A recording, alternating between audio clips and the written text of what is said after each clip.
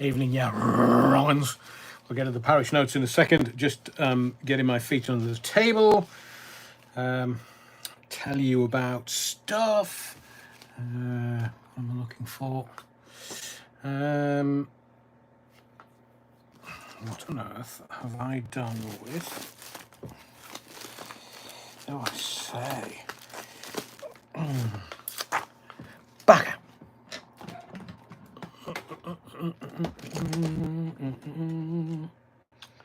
Well, that's curious.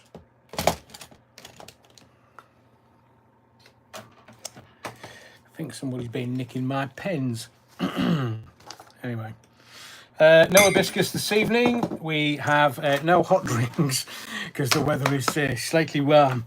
Let me just make some notes. What are we doing? What are we doing? What are we doing? Right. Yeah.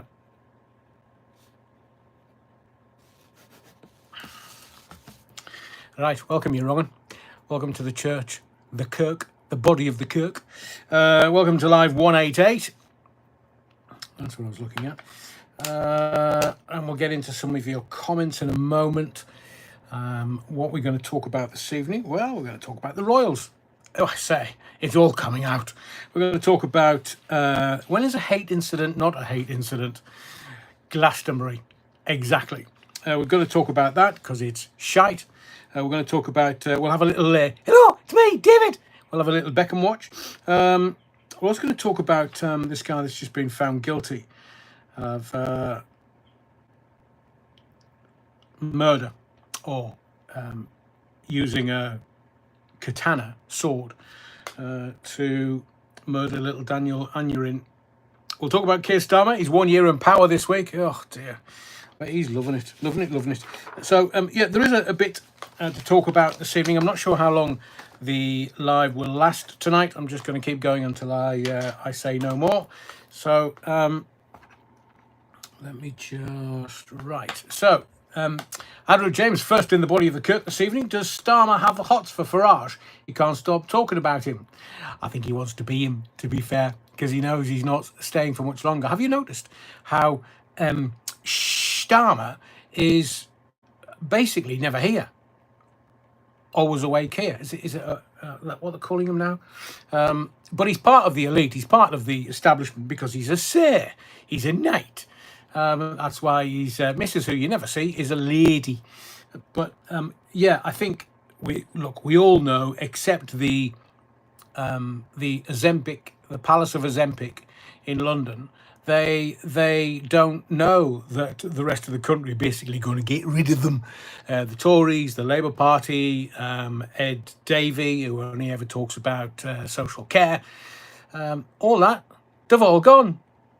They've all gone.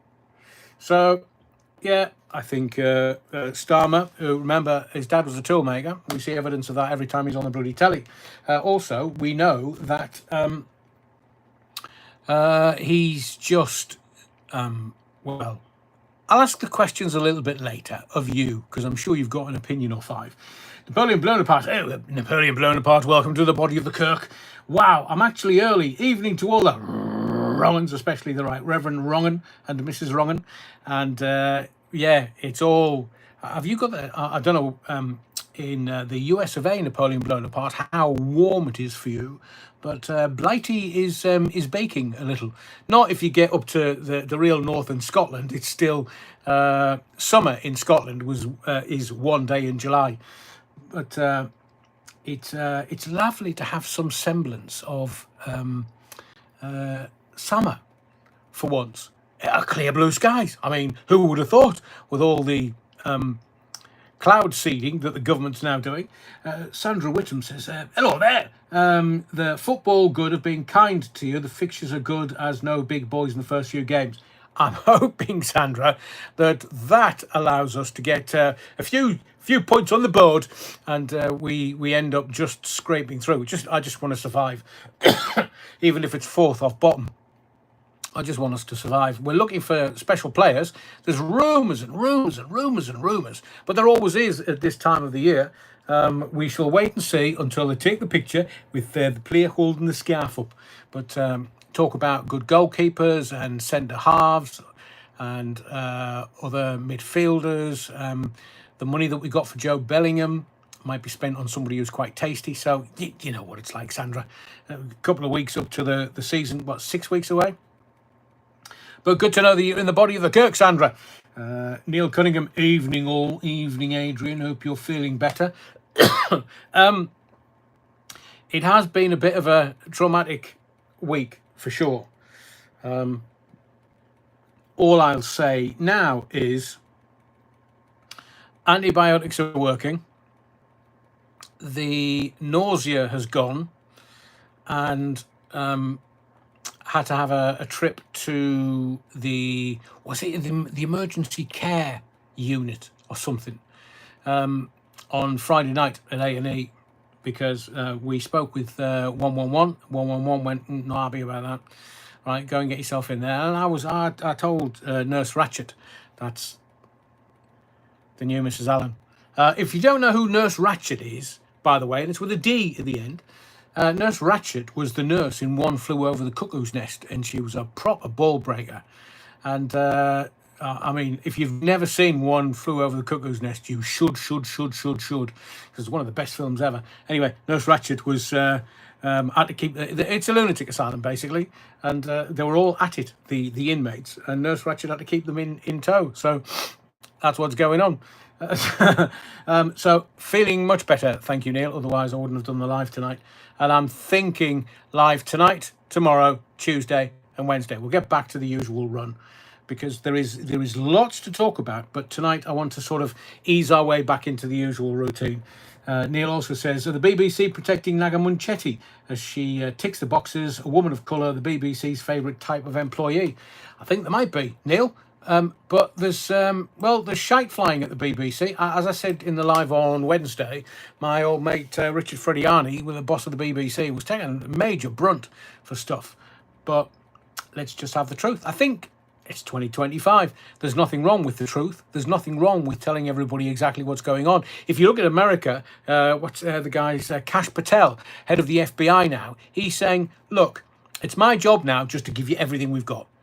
You can make your own mind up. And if you look at where politics is different here than in the US, politics here is just about lies, subterfuge and backstabbing. As where in America, Donald Trump is trying to make it a little bit more honest. Not drain the swamp. Don't tell everybody he's draining the swamp. You're draining it.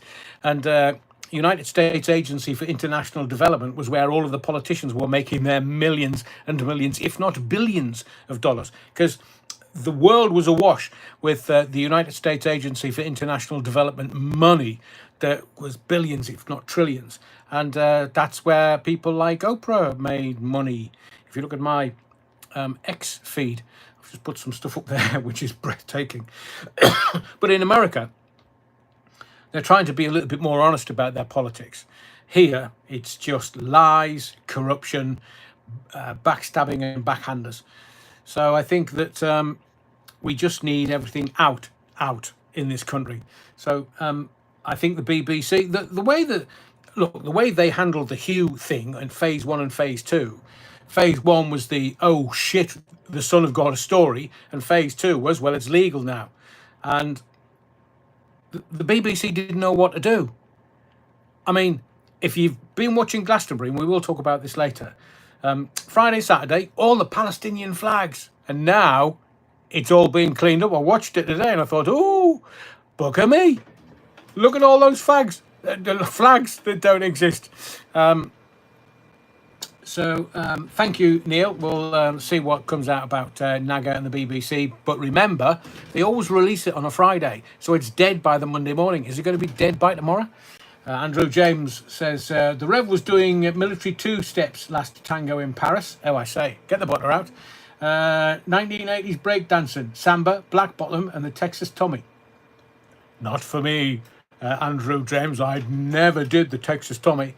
I said a hip hop, the hippie to the hippie, the hip hip hoppy. You don't stop a rockin' to the bang bang boogie. Shut up, jump the boogie to the rhythm of the boogie to beat. Now, what you hear is not a test. I'm rapping to the beat.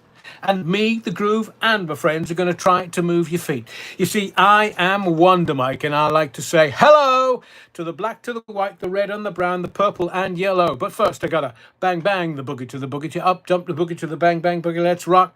You don't stop. Got a rhythm that's gonna make your body rock. I'm not gonna do it all night, but you know, I'm more into me rap than me country music, because country music is shite.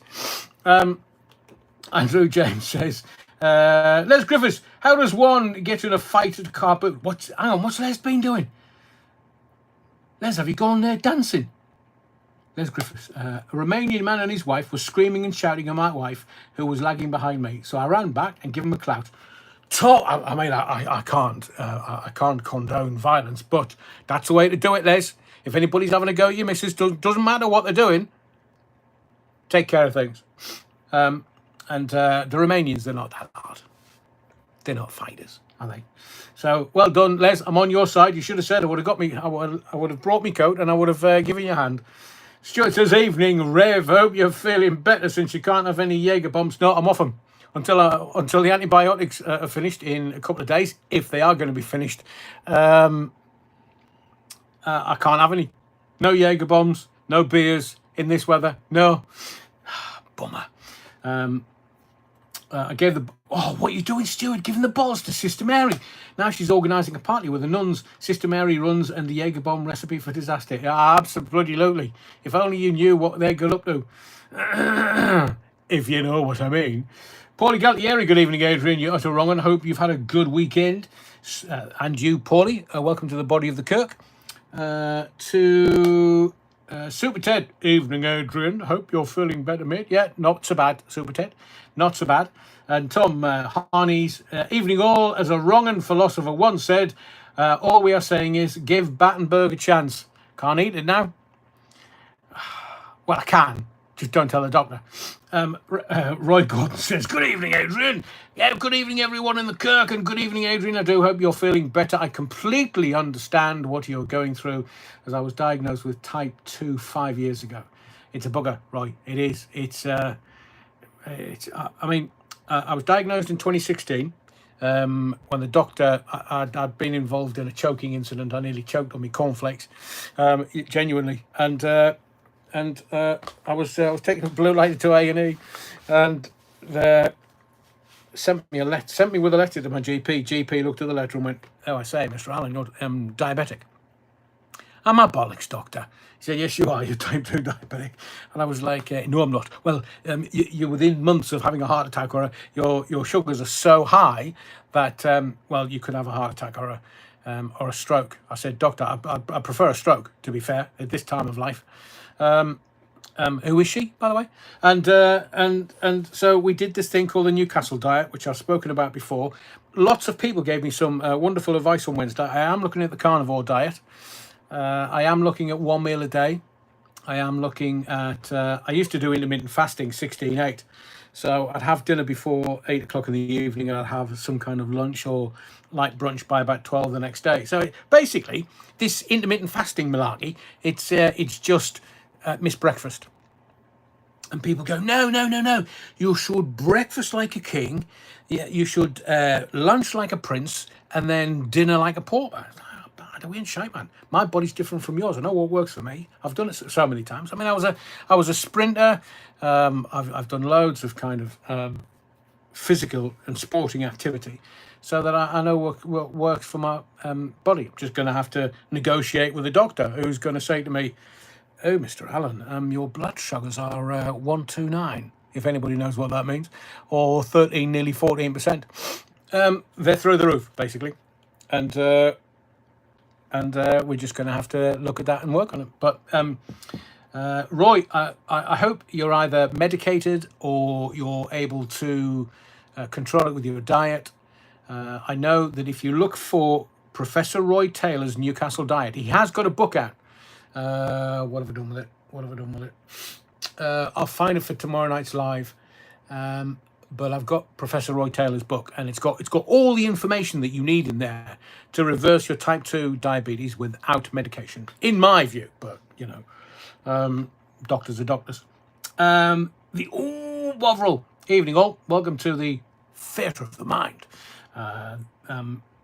The Hallows Church of St. Battenberg of the Wolds. Oh, very nice. I do hope there's a breeze this evening, you Bovril.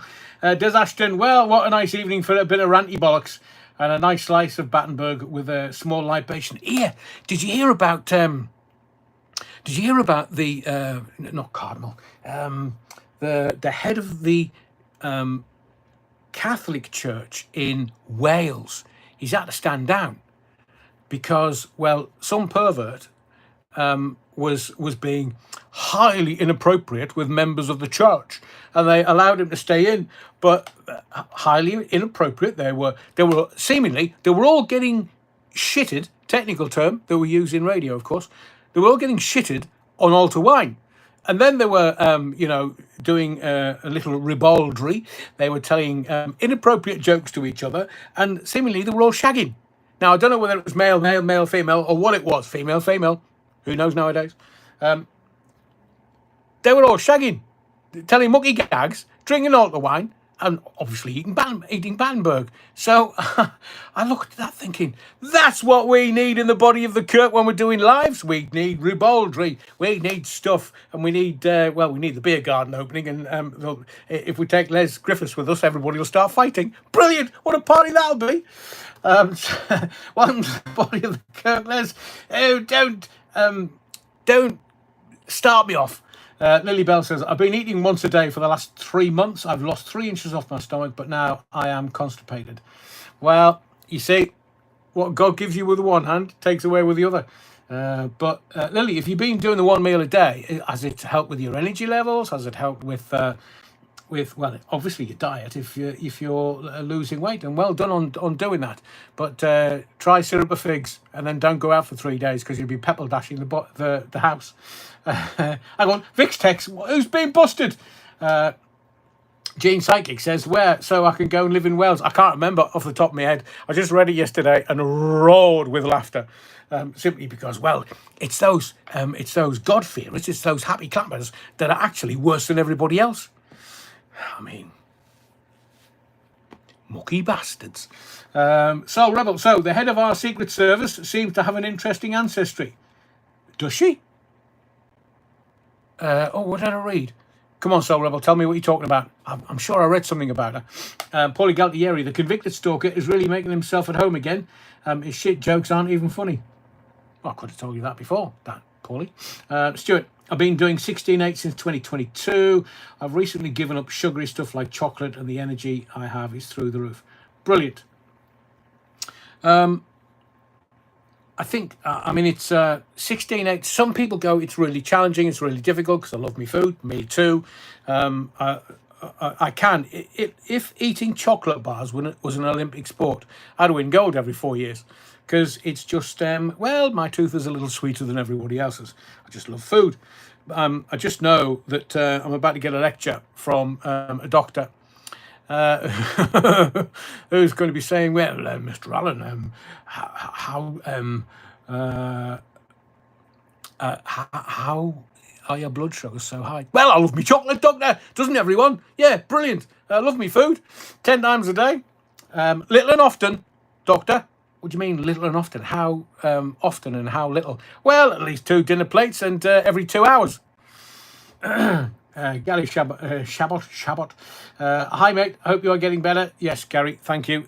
Today's the first day I've not felt nauseous. And when we went to the urgent care thingy, I was delirious. I was utterly delirious on Friday night. They wanted to test me for sepsis because I was so... I was away with the fairies. But thankfully it wasn't sepsis. He said, have you been sick? I said, no, I haven't eaten for 4 days. He said, that's why you're possibly delirious. And he said, well, it's not sepsis, so you're fine. I can let you go home. Would you like some anti-sickness tablets? So I said, oh, yeah, what do they do? He said, well, they'll stop you from being sick. Oh, is that why they're called anti-sickness tablets then? All right, doctor, yeah, I'll have some of those. So I came home. First thing I did, took an anti-sickness tablet. And what was the first thing that happened? I threw up. So I'm not quite sure there for me. I mean, look, we've all grown up and we've all had a bit of, we've been on the lash. a few times. And basically, where I come from, you go outside, you throw up to make space for more when you come back in. So I've been on some proper benders when I was in my youth. So, you know, chucking up's nothing. But anti-sickness tablets that are not anti-sickness, they actually make you want to and do heave. So I have no idea. Neil Cunningham watched a rerun of Wednesday's PMQs. Ginger Growl has a fine pair of Brad Pitts. Have you seen his new film? He's always in the pit. But we'll talk about, because I'm going to ask you some questions around Starmer, and we'll get into the politics of it all, because he's gone, he's finished. I told you.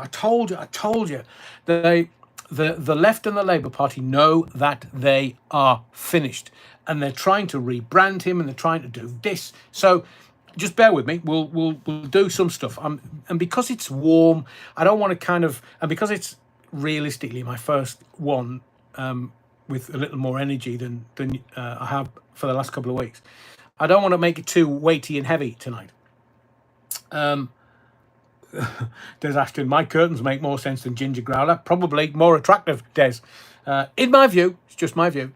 Paulie Gallieri says, I never saw anything bum fun related in prison. I was in HMP Stockton. Were you, Paulie? Interesting. You weren't the prison guard that was... I mean, I am looking for, just for entertainment purposes, I am looking for this article, seemingly that's in the press today or somewhere, that, you know, Dougie, he's been having it away. Notice how he laboured the point that it was female. Aye, right.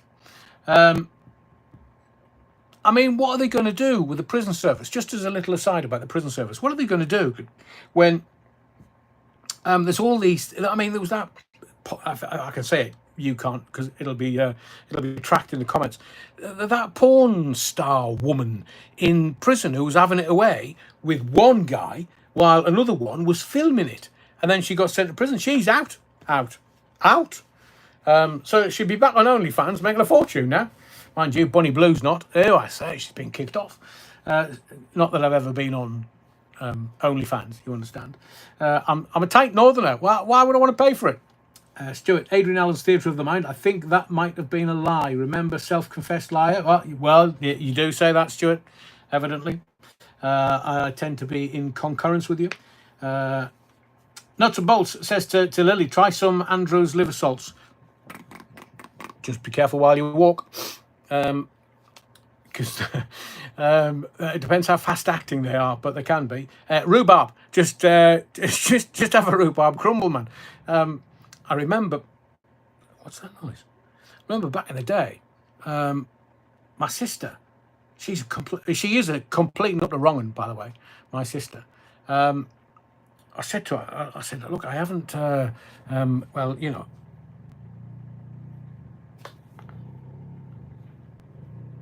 Oh, right, okay. Repairs are being done. Oh, by the way, I will tell you about that in a second, but I have to say, hurrah, hurrah, hurrah. EE, can Foxtrot Oscar, they're gone. EE is no more. We're on BT. The speed is fantastic, and the stability of the connection seems to be quite good.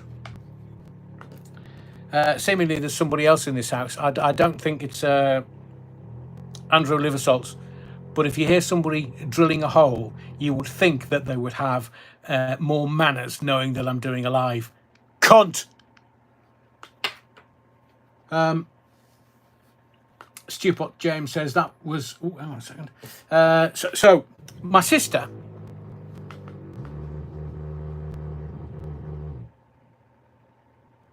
It's all right. I'll just let you listen to it.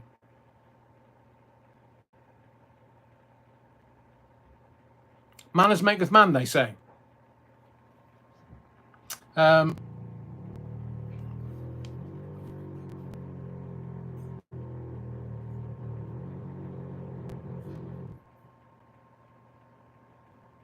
That's drilling before you say anything. It's not Andrew's liver salts.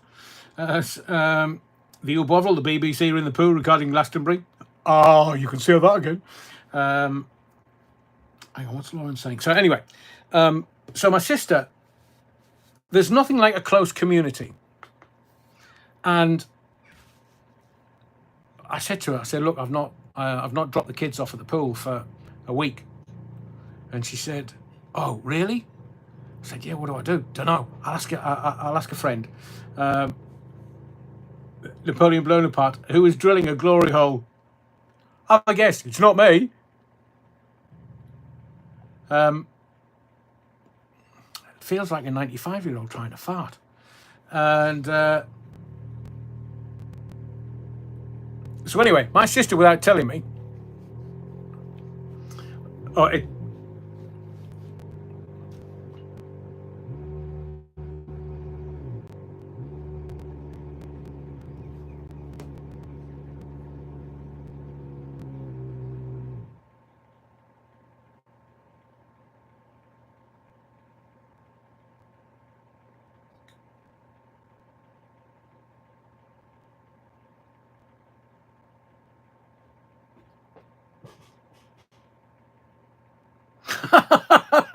disaster who's been on the beans and not me. I'm just letting you listen to it. Because evidently I live with ignorant cunts. And so anyway, to finish this story off very quickly. So what you didn't tell me,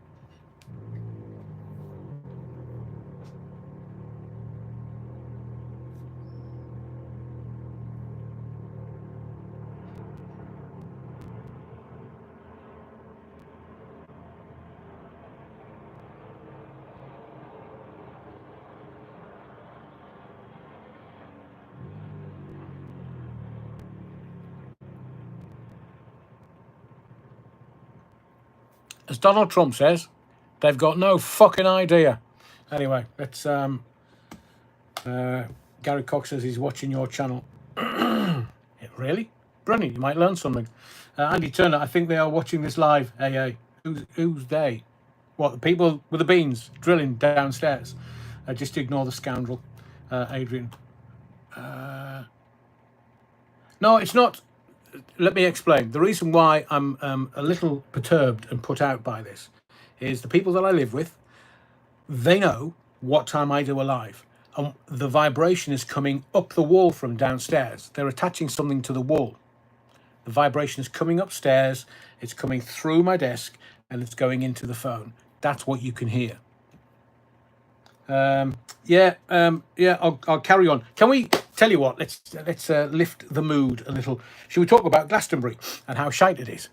Should we just laugh? Because we're going to laugh at Keir Starmer a little bit later. We're going to laugh at the royals. Meghan Markle. Oi, oi, oi, oi, oi. And by the way, there was an ex post, and somebody posted this picture that I've had in my phone for years. And, well, what can I say? It's, we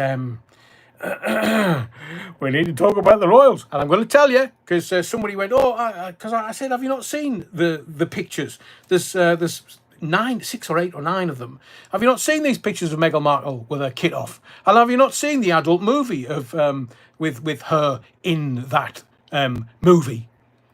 And literally everybody went, because I don't know how people don't know. I've got adrianallen.com used to be my website 20 odd years ago. I still got the domain. We are thinking about using it.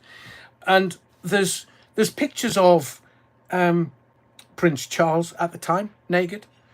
So we used to send out this email. It was called My Secret Garden. And you could only get the email if you signed up for it. It was My Secret Garden is a play on the, let's see if you've had any education. Let's see if you've done any reading. But can you remember the author, Nancy Friday? Her book was called My Secret Garden, and Nancy Friday, as well as Anais Nin, wrote about the female sexuality and their fantasies. So Nancy Friday also wrote a book about her relationship with her mother. So if you're well read, you'll know who Nancy Friday is. You'll know the kind of stuff that she wrote about. But one of her books was called My Secret Garden. So we called the email My Secret Garden. So we just used to send out the pictures that we traced of members of the royal family with no kit on. Genuinely. Oh, you think you're a rebel? Bloody hell, man. You've got loads to learn. I've been up to it for 40 years. Oh, they didn't. No wonder the website was taken down. So there's a picture of Charlie with his the old marriage guidance hanging out. And there was Diana, and there was Fergie, and there was stuff. So I just said on this X post earlier, oh, haven't you seen these pictures of the movie? They've been around for years. And somebody who I know watches this live regularly says, yeah, I'd like to see them. So I sent him the whole 9. Oh, bugger me, he says. So Nuts and Bolts says it ruined Koo Stark's relationship. Yeah, but that was kind of like a soft porn thingy. Because Andrew loves the dancing girls, that's for sure. And hasn't Koo Stark been at, so I've just seen Stephen Hall's comment, hasn't Koo Stark been to Jeffrey Epstein's island? Or was it a Diddy party? Her name was in one of the lists of names. So they're all, I mean, there's loads of stuff out there if you know where to look. And I do. So some people send it to me though. So the Royals is, honestly, I mean, hold on to your hat when we get to the Royals. The other thing is, yes, this is, before anybody asks, new strapline for the channel. This is not a show, this is a mission, darling. Des Ashton says, who's been having the crown jewels on public display? Charles, before he was king. They have all the fun. Koo Stark did what Argentina couldn't, conquered Prince Andrew's chopper. Line of the night, Neil. Stuart says, this channel is more than just the headlines. Thank you, Stuart. Lauren Taylor, ain't that the truth? I have friends who have gone since mid-70s. They are the wealthiest people I know, don't slum it anymore, yet they pretend they do. Oh, it's a bit deep, that one, Lauren Taylor. So can we talk about music? Because I know when we talk about music on the channel, everybody weighs in. And I want to know what you make of this. It's kind of damned if you do, damned if you don't. So music is meant to reflect back to the youth and reflect back their attitude of the time. I mean, if you go back to the Teddy Boys in the 50s, or maybe you want to go to Motown in the 60s, or LSD and weed and the hippies in the 60s, and you get into the rock and Quaaludes, it's always around gear. But now, I mean, what are they reflecting back to the youth? Ed Sheeran and Taylor Swift. Who?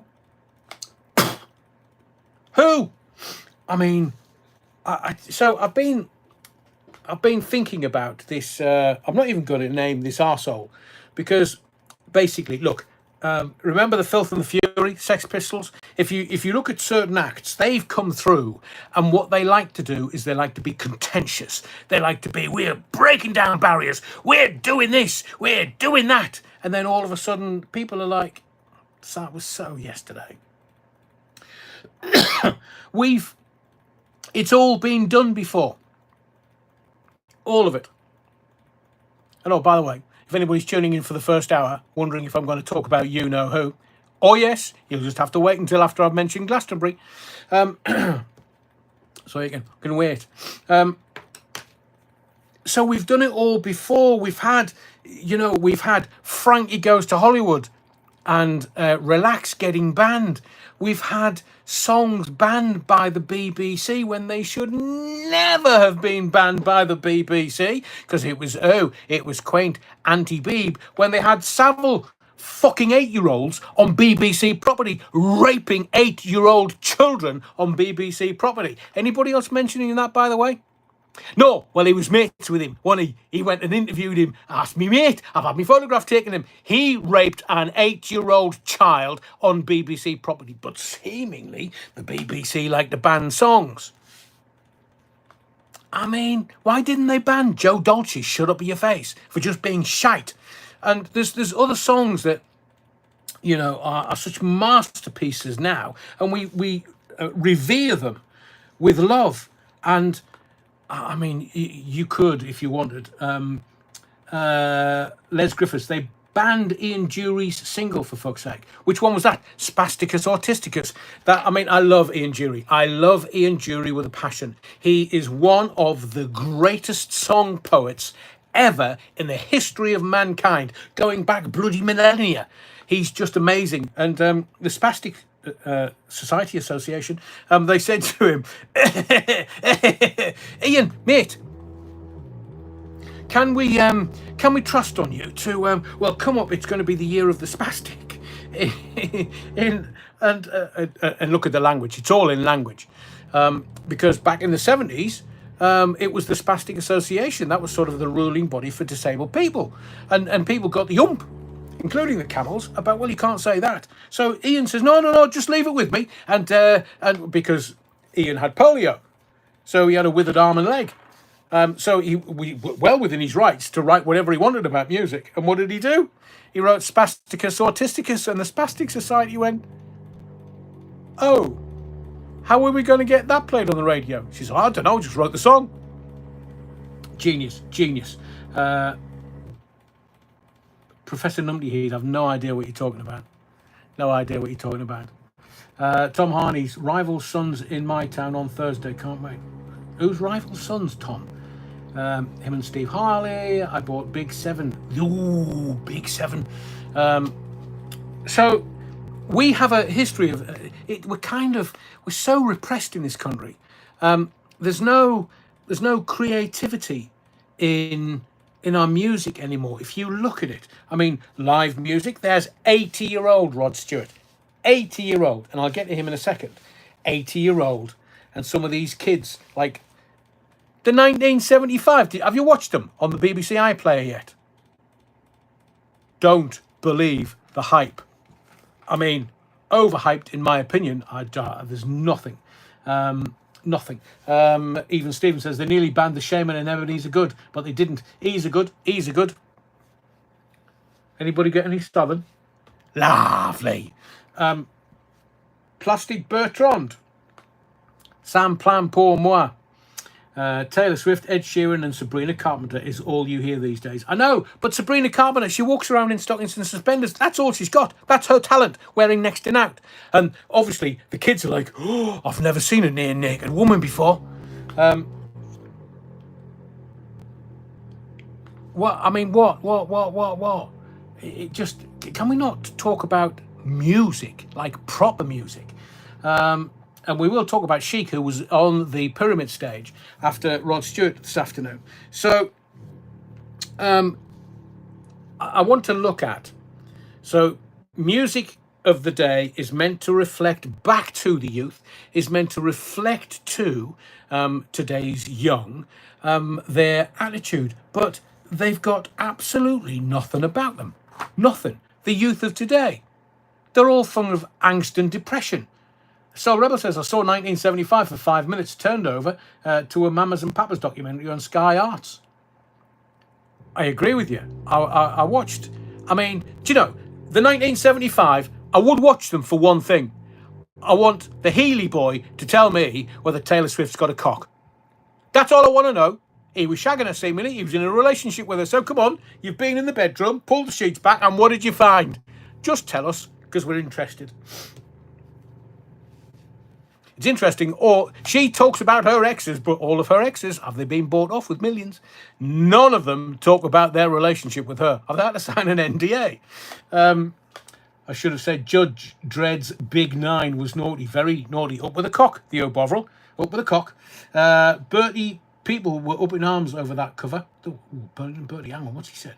Les Griffiths, first time I see it's going to be a busy night tonight. First time ever I saw a naked woman, I wept. It was me mum. Yeah, I know. Same place, Les. Burlington Bertie, the music 10, 15 years was internationalized angst. Now it's externalized and political. So we have a state of affairs where when you're in school, and I was one of them, when you're in school, not one of them, no, one of them. When I was in school, I was so left wing. Even Stalin was going, bloody hell, that Adrian Allen, he needs to calm down, calm down. Communism in the northeast of England? Well, I say, never, Adrian, never. And then they, I kind of, there was all kinds of stuff in it, remember in the newspapers. So this was reflected back to me in my youth in the News of the World. They used to show you the beagles and smoking. They used to show you bullfighting and how they tried to stamp that out, and all the kind of campaigning news. And then you kind of grow up and you realise, oh, hang on a second, Democrats, left, Labour Party, they're full of con men. They're just full of corruption. They're all at it. And I knew, people in the Labour Party who were shagging each other, men, women, and I was thinking, oh, do I need to stay in here? Gene Psychic Space, was that not, can you hear it in my head? Hang on, Space, it's not Popcorn. Oh, somebody's going to have to help me out. There was a, not Space 1999, there was a band in the 70s called, I'm sure they were called Space. They were kind of Daft Punk before Daft Punk. And they had the one, Magic Fly, Soul Rebel, thank you, Magic Fly. Now there's a tune. Space, they just used to dress up in space costumes. Thank you, Stuart. So the reflecting back of the youth, and this may be getting a little bit deeper than I wanted to go, but when you reflect back to the youth, today's youth, they don't have the skills or the tools to be able to look at themselves. Life is meant to make you find out who you are. So I'm a product of the Beatles, whom I love dearly, Motown and rock, Led Zeppelin, and the kind of peacock rock of the 70s, and then disco, and then we get into punk. I just loved punk. But can you imagine the kids nowadays talking music and going, well, let's face it, Taylor Swift's better than the Sex Pistols. I mean, even if you get to the pretty boys of the synth stuff in the early 80s of Duran Duran and Depeche Mode in the early days and all that kind of synth pop stuff. But it was still reflecting the tribalism back to youth. There's no fucking tribes now. So I'm watching Glastonbury, and first off, Knee Deep. There was me thinking that was a great song by Parliament. Can you remember Knee Deep, Parliament? Funkadelic? Oh, nothing better than Knee Deep, let me tell you. Ball Deep's even better. But music can also be a reflection of a life that has been lived. Of course, Tower Block Tracy. I mean, if you look at some of the great songs, Hallelujah, when you've got oh man, come on, the Jewish girl, Carole King, Tapestry, her album. When you look at some of the from the early to the mid Beatles songs, when you're getting into their LSD phase, because if there was no recreational gear, there wouldn't really have been any Beatles, to be fair. But the youth getting into their teenage years, is there, apart from those Korean kids, where for some inexplicable reason the young women, their hormones run riot. That's why you need, Take That and NSYNC and all the pretty boy bands for the girls who are just hitting puberty, and then the hormones hit them and then they go a little stark raving mad. But the lads just kind of, I'll have a pint. Or you would go out to the pub and listen to some live music. And there's no tribalism now. I mean, if you look at Glastonbury this weekend, where was the tribalism? Thousands of acts, thousands and thousands and thousands, and it's a huge place, Glastonbury, huge, like 200,000 people spending hundreds and hundreds. So for me, I thought, Glastonbury is just like the English Davos. It's where the left go to pontificate and seemingly intellectually try to look down on other people. And rich hippies who are glamping, what's that about? So all of this, I believe that Glastonbury has lost its soul. I also believe the political will's now going to get involved, and somebody's going to have to have they wheeled out some raspberry called Evis, who seemingly is the owner of the farm, during the Rod Stewart set. And what's that all about? Oh, Roxy Music Virginia playing Neil Cunningham. So what's that all about? Are they trying to go feel sorry for him? Well, as I say, Knee Deep came out and was like, kill MPs. No, what? So that's incitement. That is incitement. And you can't think you're clever and then incite a crowd of 200,000 people to go kill MPs. And then this idiot that's come out and gone, death to the IDF, death to the IDF. That is horrendous. He thinks he's clever. It is racism, and it is, well, anti-Semitism, but anti-Semitism is the same as racism. It just happens to be racism against Jews. But it's racism, it is incitement, and they cannot allow that to go without punishment. They can't. But here's the thing. The question I want to ask you is, should we allow artists, if you want to use that term, should we allow artists, and it's 1 for yes and 2 for no. Remember, Agincourt, 1 for yes, 2 for no. Should we allow artists freedom of expression to say anything they want within the confines of their own art? So there is no punishment for inciting a crowd, death to the IDF. IDF happens to be the army in Israel. So should we, 1 for yes, 2 for no, allow artists their artistic expression to say whatever they want in the confines of their own artistry, which this just happens to be songs, music, and rap. Interesting. No's.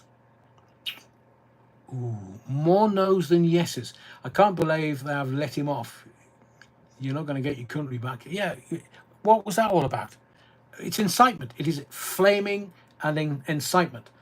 So there's a few yeses, but it's very interesting how people on this channel, and I know you're slightly righter of the political spectrum, if the general public did that, they'd go to prison. Well, I was gonna add that in a second, Andrew. So remember the chap that went to jail that sadly took his own life while he was inside? He just shouted at the cops. Didn't incite anyone. Didn't shout hate. But it was, I don't know what they actually did him on. But remember, they got everybody to plead guilty so that they would get less of a sentence.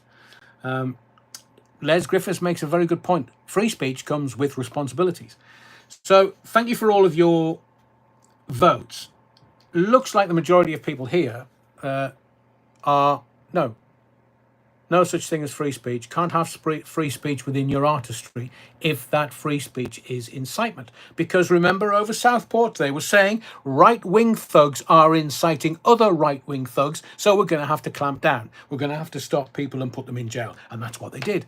And yet somebody says it at a music festival? Isn't there an irony that they're saying this and flying the Palestinian flags at a musical festival when it was seemingly, according to the reportage, it was the Palestinians who killed Jews at a musical festival? So Peter Lynch, thank you, Stuart. So Peter Lynch, sadly, was put away for less than this guy did at Glastonbury. But there's the thing. And the thing is simply this. It's the left. It's the governing political classes of the day.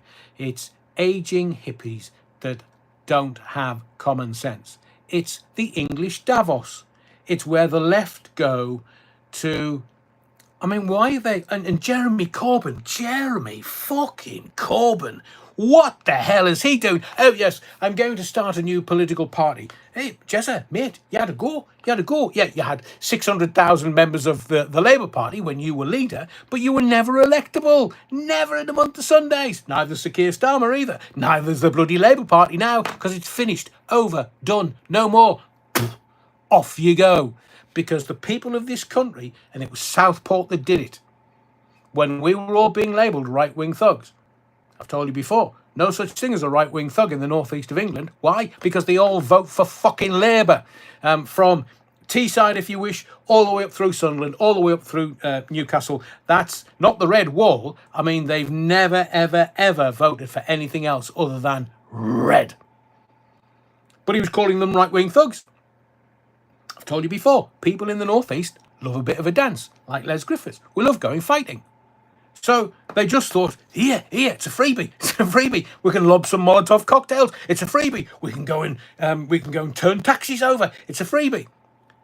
Now, in my view, the adjutants for these right-wing thugs were not from the council estates of the northeast of England. A bit like the miners' strike, and I said this to you before, there were adjutants that were bussed in. There were people in police uniforms that didn't have their epaulets on. They were the army. In the miners' strike, I was there. I was shoulder to shoulder with the miners of the northeast and the miners of the northwest and the miners of the East Midlands, with my dad, who was even Stalin would have called himself a moderate compared to my useless father. But so I look at it and I think, oh, right, okay, so we're just being labelled. And this rapper from Glastonbury, I don't even want to say his name. I know it sounds as if I haven't done my research. I just don't want to mention his name, because this guy is going to disappear into the ether and he's never going to be heard of again, because irrespective of his artistry, nobody's interested in what he's got to say. Nobody's interested in his shite music, his shite attitude, and you're never going to get your country back. All right, mate. Why don't you come up to the north? Because the north will have a word with you. You might from shandy drinking southern places. Well, that London's run by Sir Keir Starmer, and that was meant. And because I do believe they're all of the same, cut from the same cloth. And knife crime rules in London. Brilliant. London Stan. Bob the Plonger was his name. Thank you, Theo Bovril. Thank you, Stuart, as ever. Thank you. So you see, well, Paulie Gallieri has an excellent point. Yesterday's hippies are today's establishment. So they're off the tits half the time. I mean, look at the Charlie chasers. I mean, how can I put this delicately? We're aware of certain weaknesses in the political classes. And we know that, cocaine, like Charlie, was found at the White House. Whose was that?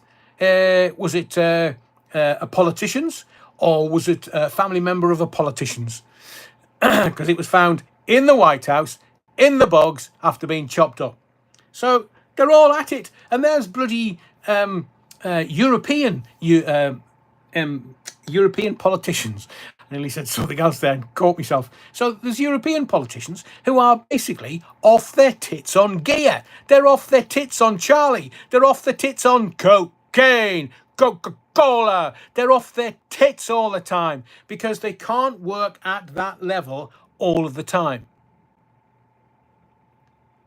Do you want me to post a picture of that bag of coke on the train with 3 European leaders standing around? I mean, Starmer is like, he's virtually gurning at the other two.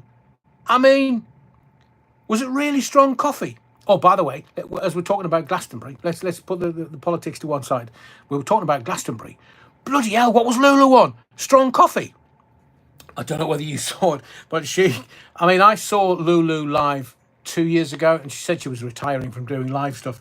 And to give Rod Stewart his due, at 80-year-old, that was some gig this afternoon. But he's ever the consummate professional.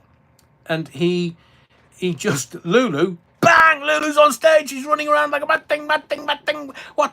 Was that strong coffee? Was she on that bulletproof coffee or something? I'd love to know who the chemist was at Glastonbury, because there'll have been shit tons of that kind of stuff around. So I'm going to ask you a question. Hang on, Andrew James. They look like three naughty boys who got caught by the headmaster. Who's that? Yeah, Tablock Tracy. Stammer face. Lube has worn off. You can say that. Evening Shane. Strong coffee with a lot of sugar. Jesus, should be bouncing for the next 3 days. The Italian woman, forgot her name, seemed twitchy during an interview. I saw that piece of video. It's like what's her face, Ardennes from New Zealand. Right there. She comes to the microphone and you think, Jesus, woman. I mean, it's like everybody's on gear nowadays. So your audience are actually going to know what kind of gear you're doing, because they're doing exactly the same. I've told you about being in Lisbon with the new Mrs. Allen, Nurse Ratched, and I'm crossing this crossing. I think we're going out for dinner, and this guy. Now, this is a good businessman, because evidently we older boys and girls tend to get a bit more tired of the evening. And he just said to me, "Cocaine, sir?" I was like, "What? What did you just say?" And he said, "Cocaine, sir?" I said, No, you're fine. I've got something that gives me a good enough pep. Thank you very much. But you just think, well, these are businessmen. Maybe we should have these businessmen in number 10 running the country, because we'd be in a much better position. We'd make shit tons of money. Yeah, Mertz and the French guy and his husband, and Emile Macron, and Starmer. I mean, Jesus, they were bouncing. And there's a piece in the Times today, Sunday Times, with this interview, and they're trying to rebrand Starmer, but we'll get to that a little bit later. I want to get back to music. So I'm going to ask you a question now, and this is the interactive bit of tonight's live. Because every single human being that either watches these lives or interacts with this channel has a favourite album. So I'm going to ask you, Mr. and Mr. Macron, I know the O'Bovril. So it's a simple question. And you can put your favourite album down if you want. No, let's start with this question. I'm going to ask you for a response in the comments. I'm not going to give you any kind of guidance. But now that you know what we were told and did in Southport, by Southport, around Southport, because of Southport, when is a hate incident not a hate incident? I'd love to know your thoughts before we move on.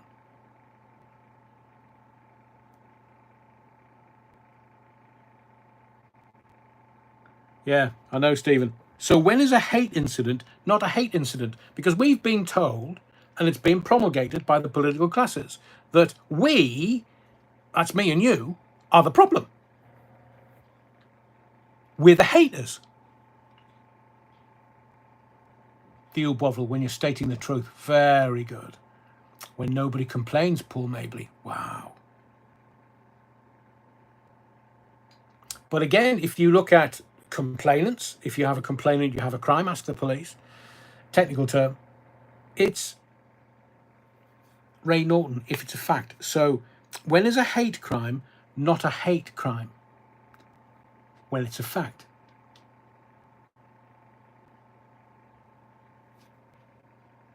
But if you look at, and I do believe genuinely, and you've heard me say this before, I genuinely believe that Southport was a huge turning point in this country's history, because the political classes, the parasitical classes, told you and me we're right-wing thugs. We're not. We just wanted things sorted. We just wanted things doing. And it wasn't. We were all labelled. We were all tagged, and people were jailed for ridiculous stuff. One man, Peter Lynch, lost his life because he couldn't handle it anymore. And yet, some arsehole stands on a music stage and says, death, death to the IDF, death, death to the IDF. Now, Starmer's wife's Jewish, and his kids are Jewish. So let's see how 2 tier gear, 3 gear gear, queer as folk Starmer, the Coca-Cola king. Let's find out how he looks at this, because the shit's going to hit the fan tomorrow morning, and that's why the BBC have cleaned up their frame, so you can't see any Palestine flags. You can't have any more of that shit flying about, because the quaint people who would be sitting at home watching Glastonbury by the dozen and thinking, oh, I say, Ethel, have you seen that young chap singing death, death to the IDF? What does that mean? You're not going to get your country back? See, these arseholes, they're really, really, really brave when they're standing on a stage and they're saying to a crowd, you're not going to get your country back.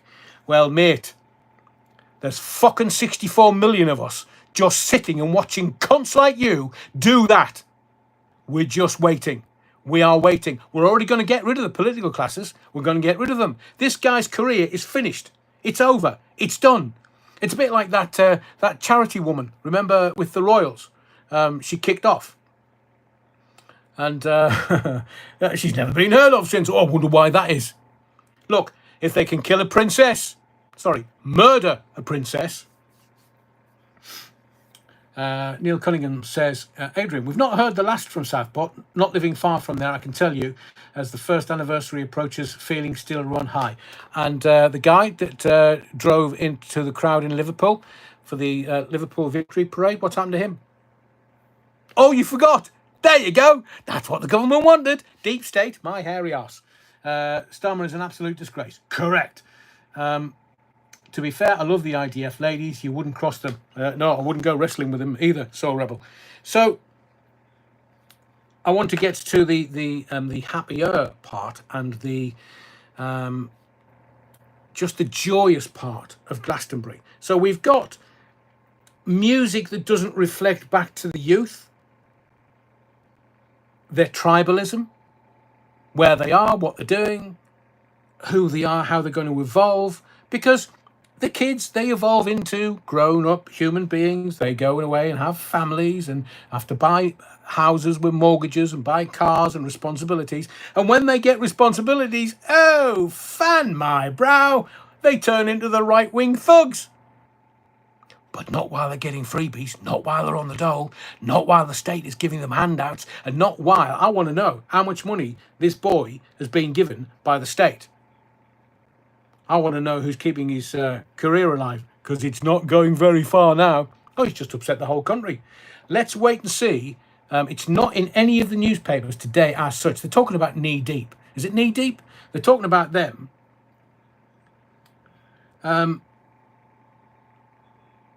But this boy, they're either going to squash it. And if they squash it, well, then you're not going to hear about it.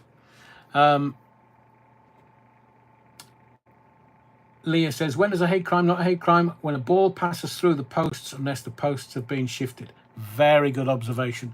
Lauren says, what about the two who attacked coppers at Manchester Airport? What happened to them? The trial's coming up in August. Or is it July? It's coming up in a few weeks. Maybe this week, actually. But I will keep an eye on it for you, because we have to allow the due process of law. It is under a judge, sub judice, so we have to allow the full process of law to take place. But let's get back to music. So I'm going to ask you a question. Which 5 albums should everybody listen to before they die? Because we all eventually shuffle off this mortal coil. 5 albums to listen to before we die. Oh, kneecap. Kneecapping. Kneecap. Either 9mm through the knees or Black & Decker power drill. Other calibers and power drills are just as effective. Yeah, they used them in Northern Ireland. The British government, by the way. So, are we going to go... Super Ted says, every Queen album ever made. Oh, I prefer the early stuff. Dark Side of the Moon. Oh, interesting, Dale. Daft Punk, Random Access Memories. I think a lot of votes will go to Pink Floyd. Let me make some notes. I did wonder whether Michael Jackson's Thriller was going to be in there. I did think about. So we've got Floyd, Dark Side of the Moon, all 5 Mac Lads studio albums, says Andy Spittle, Nuts and Bolts, Sebastian Bach. Oh, beautiful, lovely. Did I tell you I was a classically trained cellist, by the way? Hunky Dory, David Bowie, Electric Warrior, T-Rex, Hotel California. I did think about that one, and I did think about the Beatles' Abbey Road. So we're all kind of Quadrophenia, good album.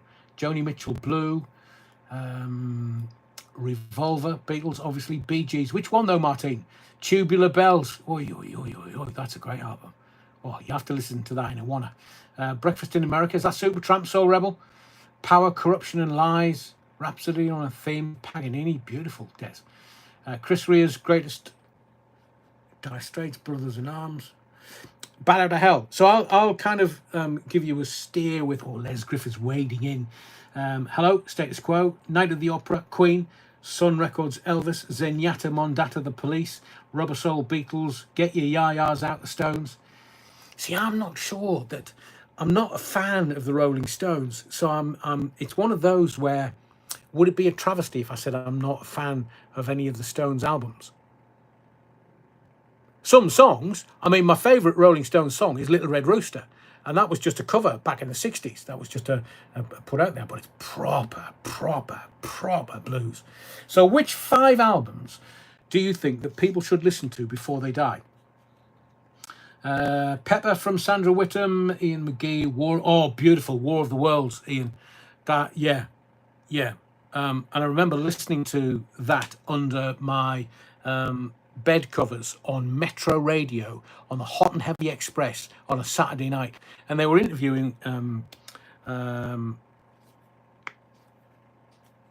Jeff Wayne, but they were playing the kind of the stuff, and even back then the processing on the signal wasn't that great, but it was such a great a great album. It was so evocative that it kind of like, whoa, it was a bit... I could then understand how America lost its mind when they played The Martians Are Landing. That really well-known Orson Welles. So Orson Welles did this radio show about, the aliens are landing. And everybody believed it. So, gullible Americans. Humble as the Sun. What's that, Alan? Painted Black by the Stones from Gene Psychic. Autobahn, Kraftwerk. Beautiful. Rumours, Fleetwood Mac, Graceland, Paul Simon. Right, I'll give you my 5. See what you make of this, because there's some albums that are coming through as a common theme tonight. So I thought Meatloaf, Bad Out of Hell. And the reason being, I've interviewed Meatloaf, and as I said many times, nearly got into a major tear up with him. Somehow I wish I did, simply because that would be a story and a half. Can you imagine? I probably would have got arrested and charged. Burlington Bertie, one from each decade. 60s, Electric Ladyland. Ooh. 70s, Never Mind the Bollocks. 80s, Brothers in Arms. 90s, Words Gets Around, Stereophonics and the Thousands, anything by Noah and the Whale. Interesting, eclectic Burlington Bertie. Men at Work, Level 42, World Machine. Stewpot, James, Level 42, when they were signed to, was it Record Shack? Their very first song, Love Meeting Love, is my favourite Level 42 song, because it's effortless, it's wonderful and very evocative. Stephen Hall says I interviewed Jeff Lynne a few years ago over the phone for my 70s radio show. Fantastic, Stephen. Was he at Glastonbury this year? I know that in the highlights reels that you can find on BBC iPlayer, they have bits of ELO having been there. But one of the things I remember from Meatloaf was, where's the old grey whistle test gone? I think it's gone the same way that music's gone in this country, simply because we don't revere music. That's what I'm saying. The kids are not. They're into other stuff, so much other stuff. It's an overload for them. It's an overwhelm. And it's they're not as into music as you or I would be. Look, how many of the kids now would have run down to the record store, bought an album, and got home and read the sleeve notes cover to cover? Would have looked at the label on the vinyl record to find out who had been involved and who was this and who was that. And, oh, blimey, so-and-so's part written that. Oh, it's a Beatles on there. George Harrison's part written that. And Eric Clapton, oh, God, he's with the Beatles. It was all that wonderment. It was all of that. But the old grey whistle test, and the reason I mention it is because Meatloaf, the very, very early days of promoting Bat Out of Hell, the album in this country, he did the old grey whistle test, and I can't remember who the female singer was, but I'm like, I can't have been maybe 14 or 15, so my hormones are running riot, and I'm watching old grey whistle test, and all of a sudden, Meatloaf runs across the stage, grabs the female singer. He's got his hands up in her t-shirt. He's snogging the face off her while there's this kind of interlude. Paradise by the Dashboard Light, I think, was the song they were doing. And he was having his wicked way with her. And I thought, blimey, how can they get away with that? But it's rock and roll, baby. So again, a bit like what the kneecapman, this idiot, who was shouting needless things and inciting the crowd. It's the same thing. It's rock and roll, baby. So I can do anything I want. Certainly with her, she's on my team. She's one of the co-female singers. Les says, as a kid, I used to spend hours rummaging through ex-jukebox records on the local market stalls. I know, do you know those little plastic centres for records? If you showed one of the youth of today one of those, and you said, what's that? They would have no clue whatsoever. And going to the local market stalls, you would find one with one of those, and you think, oh, got gold, because then you could put it on the turntable. And if you didn't have one of those, how many of you tried this? Putting a 7-inch on a turntable and trying to get it exactly right so it didn't go as the song was playing. So that would be my vote, Meatloaf. Just because of the old grey whistle test. Andrew says Genesis, Duke. Ooh, good album. I would do anything for love, but I won't do that. He'd do it on stage for money, though. Kate Bush. Yeah. Leah. Great. But she's never really... She toured when she was kind of around and making albums at the beginning of the 80s, late 70s, early 80s. But now... sorry, park that. Soul Rebel says, with Meatloaf, the lady on tour wasn't the singer on the album Aid. I know, but it was a really well-known singer. Wasn't Grace Slick. Oh, it might have been Grace Slick that he did that with. And it was outrageous. It was one of those where I was like, bloody hell, is he really doing that? And this is the time where... no, I'm not going to go there. No. Anyway, so album number 1 would be Meatloaf, Bat Out of Hell. Album number 2, Maxwell, Urban Hang Suite. Now, only if you're into your proper soul music will you have any inclination or knowledge of this album. Because for me, it is one of those all killer, no filler. The singer was Lorraine Crosby. She's from Waka, Newcastle. Is that right, Nicholas? Where have I heard that name before? Who did she sing with, Nicholas? Was she just a session singer? Or was Lorraine Crosby the singer on the album? Let's get some clarity. In the 80s, loads of newsagents would sell the old jukebox records. Many a time I would check out a rack of those, 69p each, if only. Me too, sorry, but I've got loads and loads and loads. So Urban Hang Suite, Maxwell, absolutely, categorically, vote number 2. And what do you make of these? Well, I've got Floyd, Dark Side of the Moon. I would have said Led Zeppelin also, but it depends. Would it be Led Zepp 4 or Led Zepp 1? But I would say Marvin Gaye, What's Going On? That's an album that's 50-odd years old now and still to this day sounds as fresh as it ever did. If you want a female singer, Anita Baker, Rapture. So Rebel says, whoever was on the Old Grey Whistle test with Meatloaf was brill, to be fair. Crosby, Stills and Nash, self-titled album. Oh yeah, super group. Fleetwood Mac, Rumours. Yeah, I think I've got to concur with that. Because some of the songs in the mid-70s on the radio, oh, I mean, if you want to go Fleetwood Mac and Steely Dan, or Asia, Steely Dan, or if you want to go with the Eagles, Hotel California, that kind of easy listening, American FM. And if you've ever seen the film FM, I've told you this before, the soundtrack is fantastic. I bet you got stoned to 13th floor elevators and hot tuna. Who's that? Oh, right, the topper. Yeah, Rumours. I listened to that recently on YouTube. Great album. And sadly, some of Fleetwood Mac have kind of, shuffled off, as has Peter Green. Peter Green, early. Was it not Wishing Well? That was Free. What was I can hear it in my head. Peter Green was a hell of a guitarist and a hell of a vocalist. But it was that when he went off after doing LSD and Friday's Brain, they came back and then reinvented themselves as the new, with Stevie Nicks. Albatross was a beautiful song, Soul Rebel. Absolutely fantastic. Emerson, Lake and Palmer, Brain Salad Surgery. Tom Harney's. Was that the one with Fanfare of the Common Man on? That's a proper tune. Proper tune.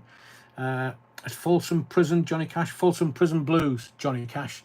Boy Named Sue, How Do You Do? Bad Company, Straight Shooter, great album. Black Magic Woman, that was Santana. Santana's always been there or thereabouts. Terence Trent D'Arby, Gene Psychic. Have I told you the kind of longish story about Terence Trent D'Arby and how I ended up in the shite in a Newcastle nightclub? So Terence Trent D'Arby, the first album, I can't off the top of my head remember the album, but it was just, he was everywhere. Paulie Yates, you could see her salivating on the tube at Terence Trent D'Arby coming on. He was doing his James Brown dancing, had a great voice. He's changed his name. He's kind of gone off and doing his own thing now. He's not called Terence Trent D'Arby anymore. Oh, well, that's it. Thank you, Dominic Beresford. Oh, well, Fleetwood Mac. So we go to, I think there was a big gig going on at Newcastle City Hall, and it was Cameo and somebody else. And one of my friends, who's still one of my Facebook friends now, he said, "Oh, I'm coming up to Newcastle. I'm coming up to see the Cameo gig. Are we going to go to the club afterwards? Are we going to?" I said, "Yeah, well, there's a VIP area in the club. It was called Walkers at the time. Do you want to come and join in?" Yeah. Right, brilliant. So I'll see you next week. Yeah. Anyway, I said to my mate, and I do hope that one day he sees this, because I can't find him anywhere on any of the social media. I don't know where he is or how to get in contact with him. But I knew him as Gary Minosh. He was a butcher in Sunderland. And he was also the DJ with me at the Chelsea Cat in South Shields. And I said to him, I'm hearing whispers that Terence Trent D'Arby is coming to the gig next Wednesday. He said, "The gig?" I said, "Yeah." I said, "Look, we're going to have a VIP area. We're going to get Cameo, Larry Blackman and Cameo back to Walkers, and then we're going to have a bit of a VIP area, nibbles and stuff, because there was plenty of that stuff going around." And he said, "Oh, can I?" I said, "Yeah, of course you can. Just come up to Walkers. We'll do this." So the night and up the day leading up to the gig, he couldn't contain himself. He was like, "Oh, brilliant." And I love Terence Trent D'Arby. I love his singing. I love his songs. I love his dancing. I think he's brilliant. He's a modern James Brown. He's amazing. I can't wait to meet him. I said, "Look, I can't promise it, but I'll try my best. I'll have a word. We'll speak with his manager. And if I can get you an introduction to Terence Trent D'Arby, then that's what we'll do." So, of the evening, my mate Robert pitches up to the club, and I'm like, "Oh, Robert, brilliant to see you, mate. Brilliant. Now, listen, I want to play a bit of a prank on a mate of mine. He's a massive Terence Trent D'Arby fan. What I haven't said to you is that my mate Robert was the absolutely spitting double of Terence Trent D'Arby. I mean, literally, even in broad daylight, you couldn't see any difference between him and Terence Trent D'Arby. Whip thin as a whippet, and had the braids and everything. And I said to him, do you mind if I just, play along? I'm just going to introduce him to you, and you be Terence Trent D'Arby. He said, oh, yeah, it'd be brilliant. Yeah, it'd be brilliant, of course. He said, I've got a couple of girls with me. He said, I'll just make on me groupies. So I'll find somewhere and just introduce him to me. So I was like, right, okay. So anyway, he goes and plonks himself at the bar, gets him some drinks, and sorts Robert out. And then I go downstairs to see Gary, and I said to Gary, right, Terence Trent D'Arby's in the building. And I saw this look in Gary's eyes that I'd never seen before. Terence Trent D'Arby's in the building. So I've had a word. His manager says it's fine. Terence says it's okay, so long as we don't take too long. But just hello, how are you? Love your music, love your songs. And that'll be it. If you want an autograph, I'm sure he'll sign you an autograph. Oh, really? Yes, yeah. But calm down. It's Terence Trent D'Arby. He's the biggest star in the world at the minute. So he's upstairs in the VIP area. Do you want me to take you up? Yeah. So I take him up, and just as I walk towards my mate Robert, he sees this look in my eye, and he sees this guy behind my shoulder. And I said, Terence, I hope you don't mind. This is Gary, my friend. He's a huge fan of yours, and he just wanted to say hello. The next thing that we see, Gary throws himself on the floor and goes, oh, Terence, I love you. I really do. I love you dancing. I love everything about you. Oh, God, I love you. And Robert's looking at me, and I'm looking at Robert thinking, shit. And Gary's grabbing his legs. Oh, God, I love you. Oh, God, I love you. And Robert is like, mate, that's too far. I'm not who you think I am. And Gary's like, I love you. What? And Robert says, I'm not who you think I am. And he said, what do you... Gary then stands up quick as a whip, and he goes, what do you mean? And he said, I'm not Terence Trent D'Arby. And he looks at me and he goes, you told me this was Terence Trent D'Arby. I said, looks like him. And my mate Robert went, I do look like him. And Gary went, so you're not Terence Trent D'Arby. Tell me you're not Terence Trent D'Arby. And Robert says, I'm not Terence Trent D'Arby. And Gary went, you bastard. So I legged it to other parts of the club. He was chasing me. He was going to kill me and stab me and do everything to me. But eventually, I bought him a beer. I got him to calm down. It was just a prank. It was just a ruse. I do, Nicholas. I do. Andrew Rochford. And I interviewed him in the cloakroom of Walkers. But anyway, a little aside. So I calmed him down, gave him a beer. He was fine. He was a freebie. And he was mingling with Cameo and all the stars. So he was fine with that. And then it all goes quiet. Nothing thought of that. And then it must have been about a month or so later. Everything goes quiet. I'm thinking, got away with that. I mean, bit of a ruse. Robert, my mate, laughed his cap off. Loved it. Loved her. Oh, God, I love you. I'm not who you think I am. Well, I love you. What do you mean? So I lived off that with Robert because he was he worked in EMI Publishing, the EMI Records. And about a month later, I'm working at Radio Tees in the Northeast, and I get a phone call, and the receptionist says, Adrian, I've got a really weird woman that wants to speak to you on the phone. Now, receptionists at radio stations tend to keep the people that you don't want to speak to away because they might have mental health issues. And she says she's adamant she wants to speak to you. And I said, who is she? She said, oh, well, she's given me her name, whatever her name was, but she won't tell me what she will talk to you about. So I said, right, all right. Just put her through and I'll deal with her. Anyway, she come through and she said, is that Adrian? I said, yes. She said, I think you're lovely. I said, what do you mean? She says, I think you're lovely. Right. Who's this? She gave me a name. And I said, that's a bit random. You ringing a radio station to tell a presenter that you think he's lovely. What's going on? She said, well, I saw your profile. I listened to your profile. What profile? So there was a dating site in the Northeast where you could ring up on the phone, leave a message, so you could leave a voice note. You could put pictures on there, and you could put a CV on there, and you could do all this kind of stuff. And she said, so I've listened to your voice notes. You have a lovely voice. I said, what voice note? She said, this dating site. I said, what dating site? She gave me the name. I said, I've never been on there in my life. She said, you have, I've heard your voice.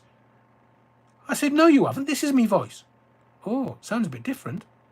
I said, of course it sounds bloody different. It's not me. Anyway, I kind of placated her and got her off.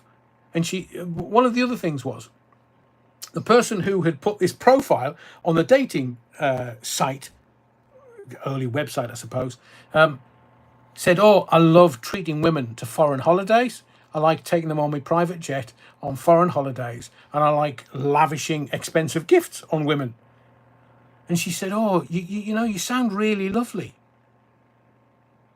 I said, it's not me. I've not done that. But thanks for the phone call. Anyway, literally, I put the phone down. Phone goes again. Receptionist. I've got another one of those women on.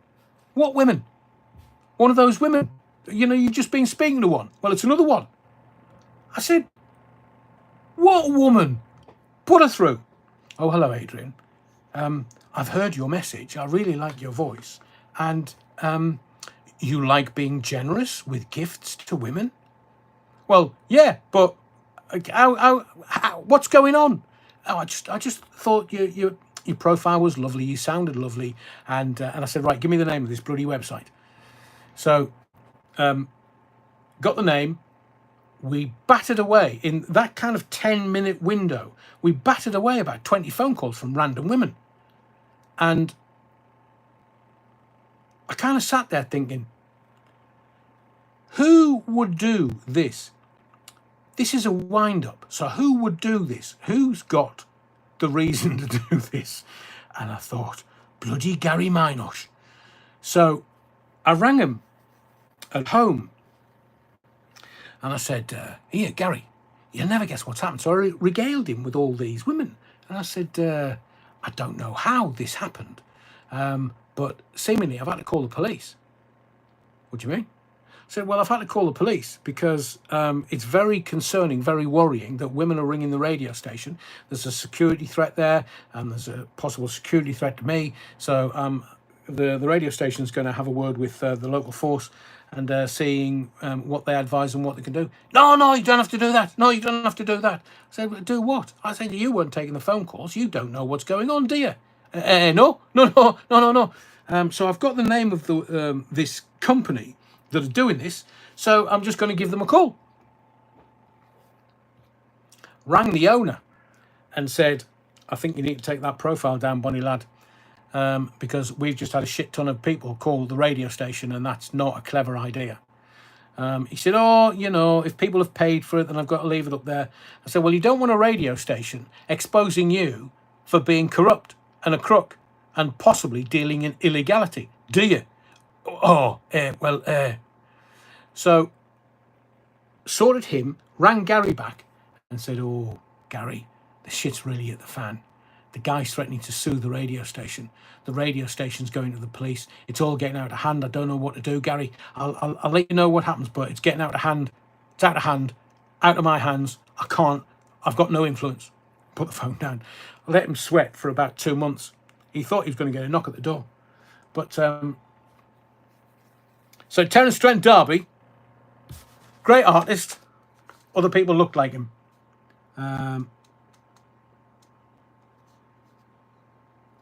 The Old Bovril. Hang on a second. Did you work for EMI?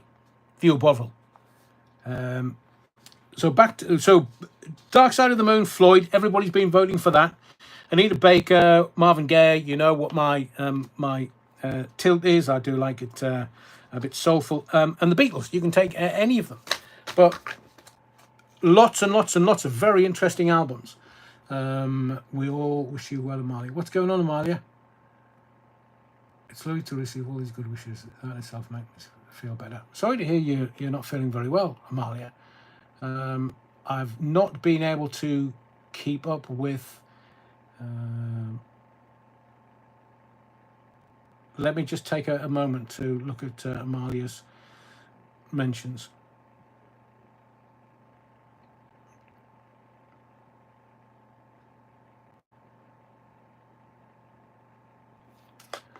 Well, Amalia, I do wish you better. I hope that whatever it is you're suffering from, you can see by the well wishes in the body of the Kirk that everybody is wishing you well and supporting you and on your side. So the other thing that I took from Glastonbury is, and this is kind of the joyous thing, is that Gary Newman played a set at Glastonbury this weekend. First time ever. He's knocking albums out like you wouldn't believe. And he played Glastonbury this weekend. And he played Cars and Our Friends Electric, but in a slightly heavier way. Amalia, sending you love and sending you best wishes. I'll read the comments a little bit later and I'll contact you via X. But seemingly, Gary Newman is going to do the telecom. It's 45 years that the main album with Cars and Our Friends Electric on it. He's going to do a 45-year anniversary tour. 45 years. Does that not make you feel old? Gene Psychic. I like Gary Newman. He married a fan. In fact, I was at a wedding of a friend, and I was sitting opposite a couple, and the guy sitting opposite me was an absolute dead ringer for Gary Newman.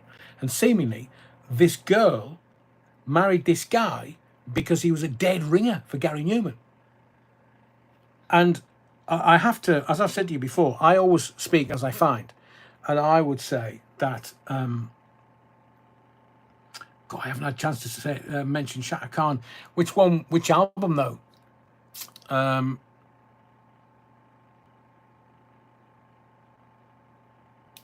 Wow, fantastic new Bovril. That's amazing. For me, Gary Newman is one of the nicest, one of the most talented people in music of the last 50 years. Because he came to Radio Tees, and I am trying to get an interview out of him because he's, his flying. He's an amazing pilot, but that was all that was ever mentioned about him when he was doing his piloting.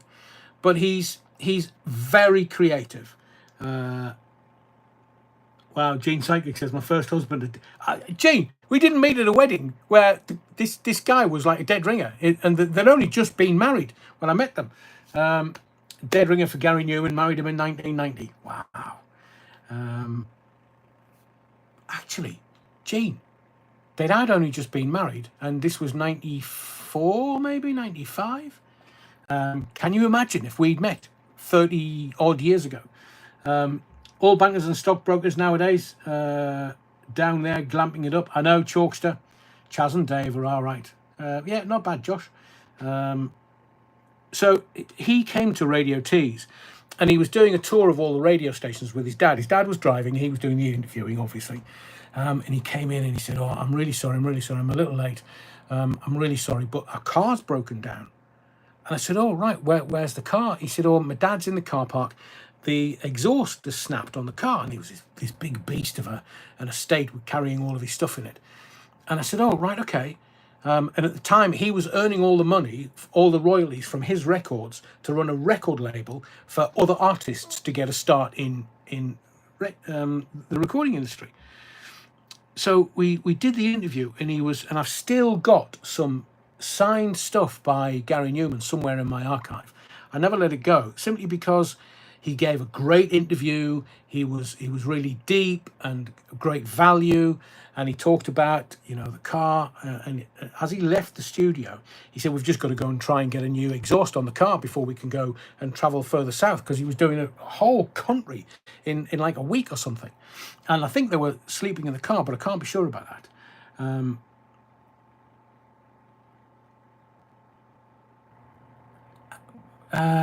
Was it Beggar's Banquet? I don't think.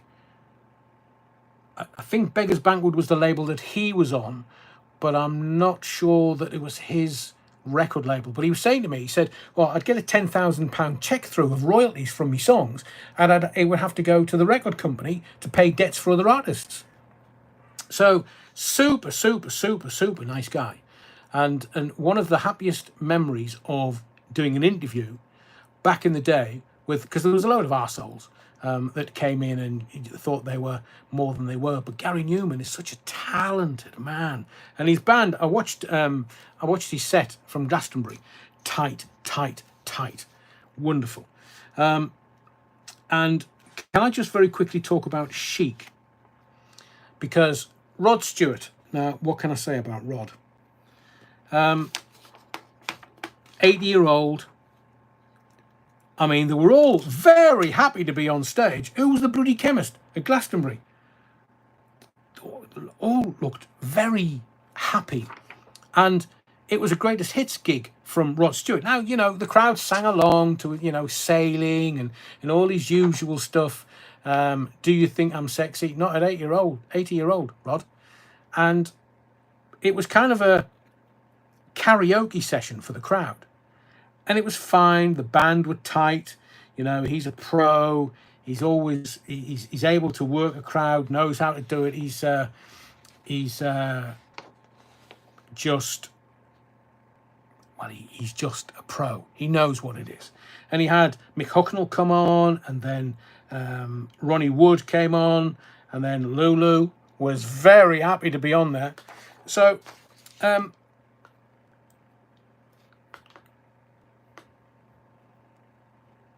But it just felt flat. And the crowd were willing him. The 80-year-old, come on, Rod, they were willing him. But he came on and did, Mick Hucknall came on and did If You Don't Know Me By Now. Now, you probably remember that, by Harold Melvin and the Blue Notes. And I heard Rod, who's had a voice, a very, very unique voice in his 50-odd years, maybe nearly 60 years in the music industry. Very unique voice. And Mick Hucknall, again, a very unique voice.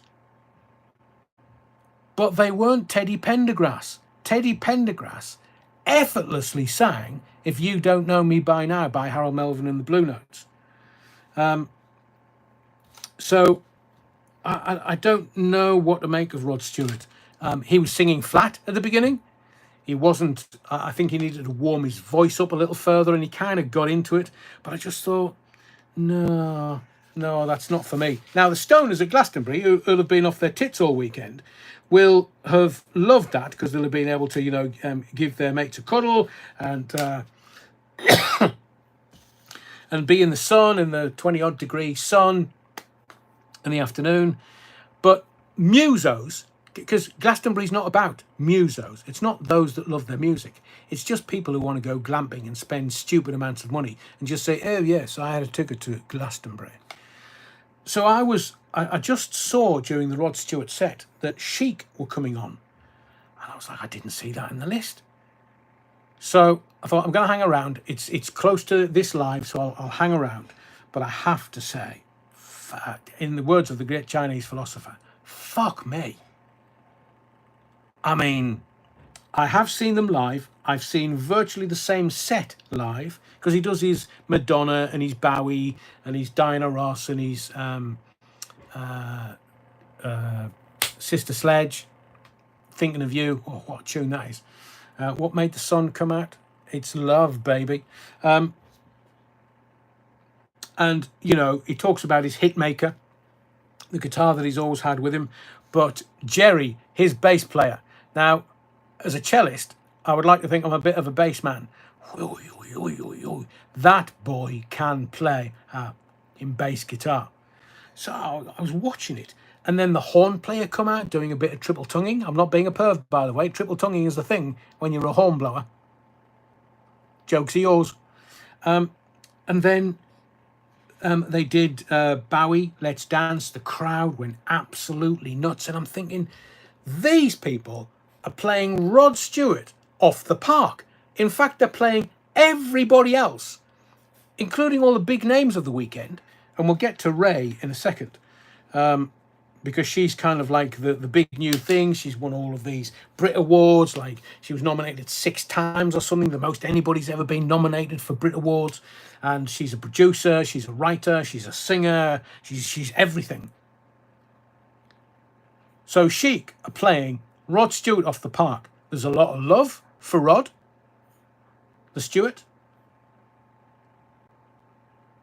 I agree, Burlington Bertie. The bassist needs to be good to keep up with Bernard Edwards' bass lines. And Bernie Edwards, good times, of course. But I love I Want Your Love, Everybody Dance. I love the early stuff because as a young guy growing up in the Northeast, and I was early teens at this point, it's the magic, it's the wonderment of music. And you're hearing this stuff come from America, and it literally grabs you by the chest. And you know the original story of Freak Out, Le Freak. The original story was Des Ashton. Yeah, exactly. Bit of triple tonguing. Blows everybody's mind, so I'm told. So they know Grace Jones, and they're working in the pit of a kind of orchestra, and they're just getting their record deal, and they're just getting into the record industry. And Grace Jones sees them. She says, "Oh, look, I'm going to Studio 54 tonight. Do you want to come over to Studio 54? It's quite the thing. I'll leave your name on the door." And Bernie Edwards and Nile Rodgers says, yeah. And because Studio 54 was the place to go. You couldn't just turn up in your usuals, because if you turned up in your usuals, you'd get turned away. And you couldn't bribe the bouncers or the doorman, and the owner was on the door, so you had to make an impression. So Nile Rodgers and Bernie Edwards went along to Studio 54 and went to the guy on the door. "Look, we're guests of Grace Jones, and we're Chic." And the guy went, "Who?" He said, "Well, like, this is Bernie Edwards, my mate. I'm Nile Rodgers, and Grace Jones said we could come down and she would get us in." And the guy said, "Well, Grace is here this evening, but she's not left your names anywhere, so I'm afraid you can't come in." And they went home and they wrote a song called "Ah, Fuck Off." That was the title of Chic Le Freak. It started off as "Ah, Fuck Off," because they were angry at going down to Studio 54 and not being allowed in. Ask Nile Rodgers the next time you see him. That is genuine. But near the end of their set, I mean, it was wonderful, wonderful, wonderful, and tight as. You can just hear that this is a band that plays together a lot. And as I say, I've heard that set list before, and it's fantastic. I'm a fan of some of their early stuff, like Chic Cheer, which is wonderful. The more laid back I Want Your Love, which is wonderful. And I love the touch of the hitmaker that he's put on a lot of different artists along the way, like the Sister Sledges, and with his production, and Bowie especially. But at the end, they did this fantastic version of Good Times. Now, you know that Chic sued the Sugar Hill Gang for Rapper's Delight because they didn't have permission to use Good Times as the breakbeat for Rapper's Delight. And so they sued them and won. So Rapper's Delight and Sugar Hill didn't, I'm trying to remember the woman who ran Sugar Hill Records, didn't really make that much money out of it, out of Rapper's Delight, because Chic made the most out of it because they sued them for the bass breakbeat for Good Times. And that's why I did the bit of rap earlier, because I was just a bit of a party piece. And they're rapping Rev, and they mixed Rapper's Delight with Good Times, and they did the rap, and the crowd went absolutely nuts, because for that crowd, doing Rapper's Delight is uber cool. And now they know where the bass line came from Chic, Good Times, and they were having a joyous old time. As I say, they had the karaoke with Rod, and I'm sure everybody will be lauding him, Sir Rod Stewart. It was a fantastic gig, but Chic played everybody off the park, and I mean everybody. It was all this shite of has-beens and these kids who think that they were they're something, and they're not. I'm not going to suggest that they're talentless. They're not. They have some talent, but it's not easily not the equivalent. So the crowd at the end, I mean, it sent shivers down my spine watching Chic and the crowd, and they were working the crowd. This is I saw Ray. As I say, Ray she had Escapism last year, 2024, as a massive hit. Now, she's had billions and billions and billions of streams on Spotify. I mean, 5 or 6 billion streams on Spotify. She's had millions and billions for her songs that you've probably never heard of, but the kids have. And I thought, I looked at her and I listened to her set all the way through. She's kind of a pound shop Amy Winehouse. And I mean no disrespect to that. Because when you have unique, godly, gifted individuals that have a voice like no one else, Anita Baker, Amy Winehouse, Marvin Gaye,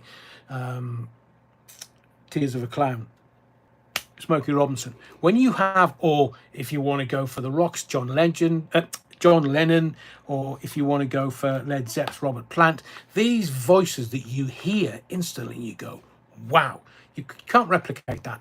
So she has a band, brass, and usual combo as a band with her on stage. It was very polished. It was very safe. She was revealing an awful lot of herself in her songs. One was about female abuse and rape, and you could tell that it was a personal experience. And is this something that you can emotionally engage with?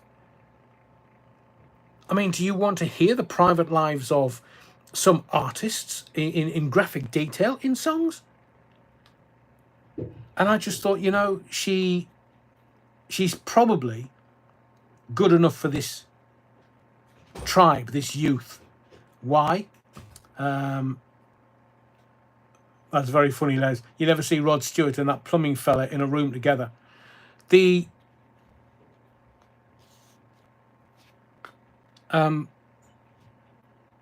just very safe.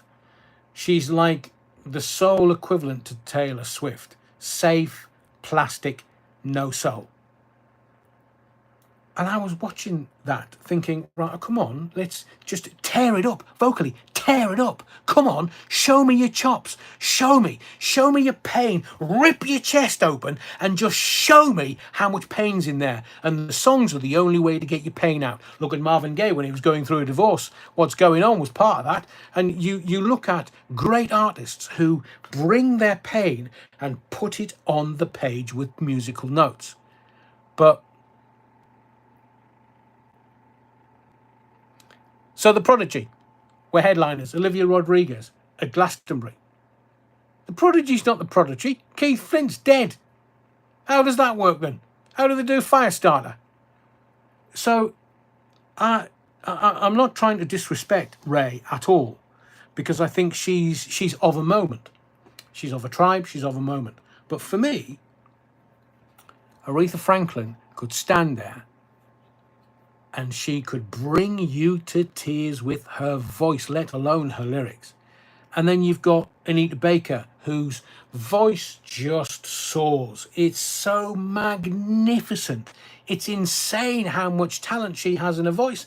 And people like Phyllis Hyman, or some of the great, great, great female singers, and great male singers for that matter. If you take Robert Plant, just standing there, all peacock or cock rock if you want, and just wailing from somewhere ethereal. These kids are not getting it. These kids are absolutely not getting what they should get, which is 50 or 60 years of, well, 70 years maybe, of great music. And you can condense it into somebody, and the A&R people from record companies should be able to go and find them, because there's bound to be loads of people. You don't want Britain's Got Talent or X Factor getting somebody that sounds like a soul singer who eventually goes on to cruises to earn a living.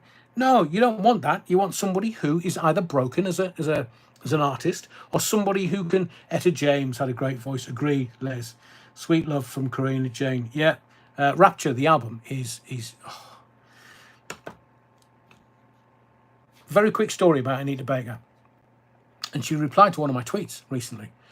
Back in 84, 85, I was getting a shit ton of vinyl records sent up from London from Warner Brothers Records. And some of it was okay. Some of it wasn't really my bag. I was playing dance and disco and soul and rap. But it was a very different musical firmament back in 85. And I got this album through. Must have been, so if she broke with Sweet Love in the middle of 1985, I'd got the album through sort of October, November in 84 from Warner Brothers Records. And I was in a massive radio studio. I had these big, massive Wharfdale speakers in front of me, and had a record player. And I thought, oh, what's this? Oh, it's just another black singer. I don't know who this is, and I don't know anything about it. And remember, back in those days, no Wikipedia, no access to Google, no access to anything. If you didn't have it in front of you, or you didn't have it in here, you didn't have it. So I looked at the album. She'd been on Beverly Glen Records before Warner Brothers, so she'd already released an album. Figuring she was on Warner Brothers, I figured she might be a bit tasty.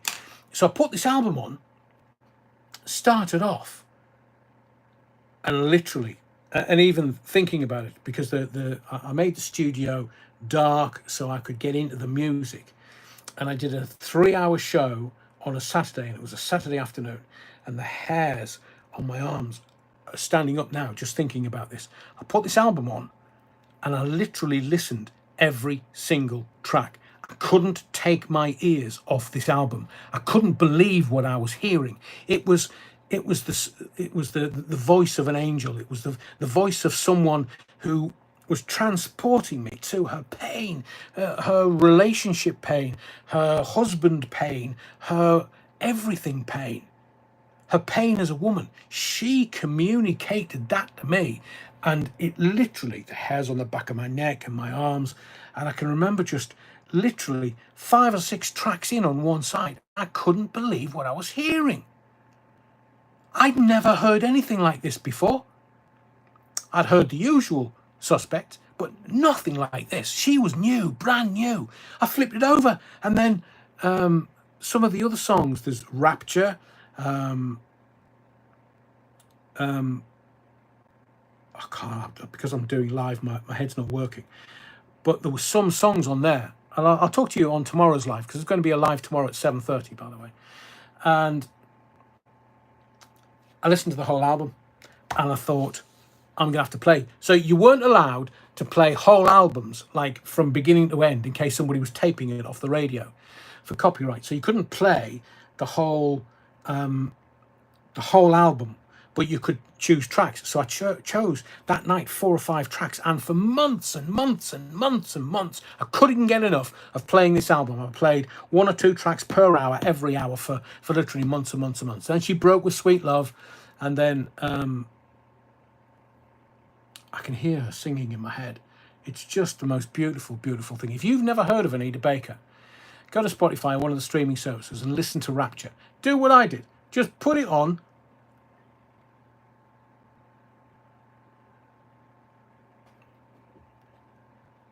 Just put it on and listen. Just give yourself a treat. Or War of the Worlds. Just put it on and let it play. Because sometimes albums are meant to be listened to in whole, because it's a journey. But I'm trying to think which Anita Baker song. It wasn't Sweet Love. I thought that was quite mainstream and accessible. But she did a song called Angel from the Beverly Glen album, Songstress. which is just, I mean, you hear it. So Bobby Womack was signed to Beverly Glen, Anita Baker was signed to Beverly Glen, and that was a real. And I bought those CDs on import. They were about 20 quid each, and I loaned them to a so-called friend who kept them. Bastard. But Anita Baker, she will literally take a note and bend it so far that it will give you chills and shivers. Just listen to it once. If you don't believe me, just listen to it once and then make your own decision. It might have just been me, like a bit like Maxwell's Urban Hang Suite. Heard it the first time and was like, whoa, that is a bit tasty. So I just want to sort of leave this with or leave Glastonbury with an opine, and it's simply this. I think it's lost its soul. I think the money's corrupted it. Not in a corruption way, but as in people don't go there for the music. They don't go there to not bathe or just run around in mud with wellies and have the best time. Probably getting off their tits. But it was a thing. Glastonbury was a beautiful thing that had heart and soul. And now it's just plastic. And it's been evolving that way over the last 5 to 10 years. Steph Thundershot says, yes, Phil, at Glastonbury has lost its feet. Yeah, I agree. I completely agree. I don't know where it's going to go from here because there's not that many. I mean, I didn't listen to Neil Young's set because he was belly aching like a silly old tart. Like, oh, you can't broadcast this on the BBC and you can't play this and you can't do that and I'm going to hold you to ransom. Oh, mate, just fuck off. If you're not going to play and let the people at home see your talent and hear your wares, and you might be being introduced to a brand new audience, then forget it, man. How do we in shite? But when are they going to get Prince? When are they going to get Led Zeppelin? When are they going to get the Beatles? When are they going to get the real artists of our time over the last 70 years? I mean, is there anybody that I would like to see at Glastonbury? Anybody whatsoever? In fact, I'm going to ask you, who would you have play at Glastonbury? If it's, but they have to be playing now. Not anybody that's been before in the last 70 years. They have to be current. They have to be now. No, we couldn't have Kitty. Michael Jackson. Do you know that there's rumours that Michael Jackson's still alive? We'll go down that route tomorrow. Jeff Lynne, ELO. Yeah, good songs. Monsters of Rock was my festival of choice. Went every year from 82 to 91. Ooh. Was that over at... I was in the East Midlands, wasn't it? Bruno Mars. Can't get him away from Vegas. He's got too much of a gambling debt. Foster the People. Don't know that one, Dale. Keith Urban. Married to Mrs. Plastic Surgery. Bryan Adams. Have You Ever Really Loved? Kaiser Chiefs. Paul. No. Buddy Holly. Can't be. They've got to be current. So the reason why I'm asking the question is there anybody of sufficient quality that Castle Donington, yeah, not far from where I live. Oh, Metallica. Good shout, Andy Spittle. Human League. Yeah, they're around. C6 Steve. Absolutely. He's got a new album out, hasn't he, Tom? Glastonbury filled with bankers, lawyers, accountants go to see to be seen conspicuously consuming. Correct, Des. Roger Waters, yeah. Floyd. I wonder if Floyd would ever get back together again. Or some of them. Yeah, Castle Donington's a fab place.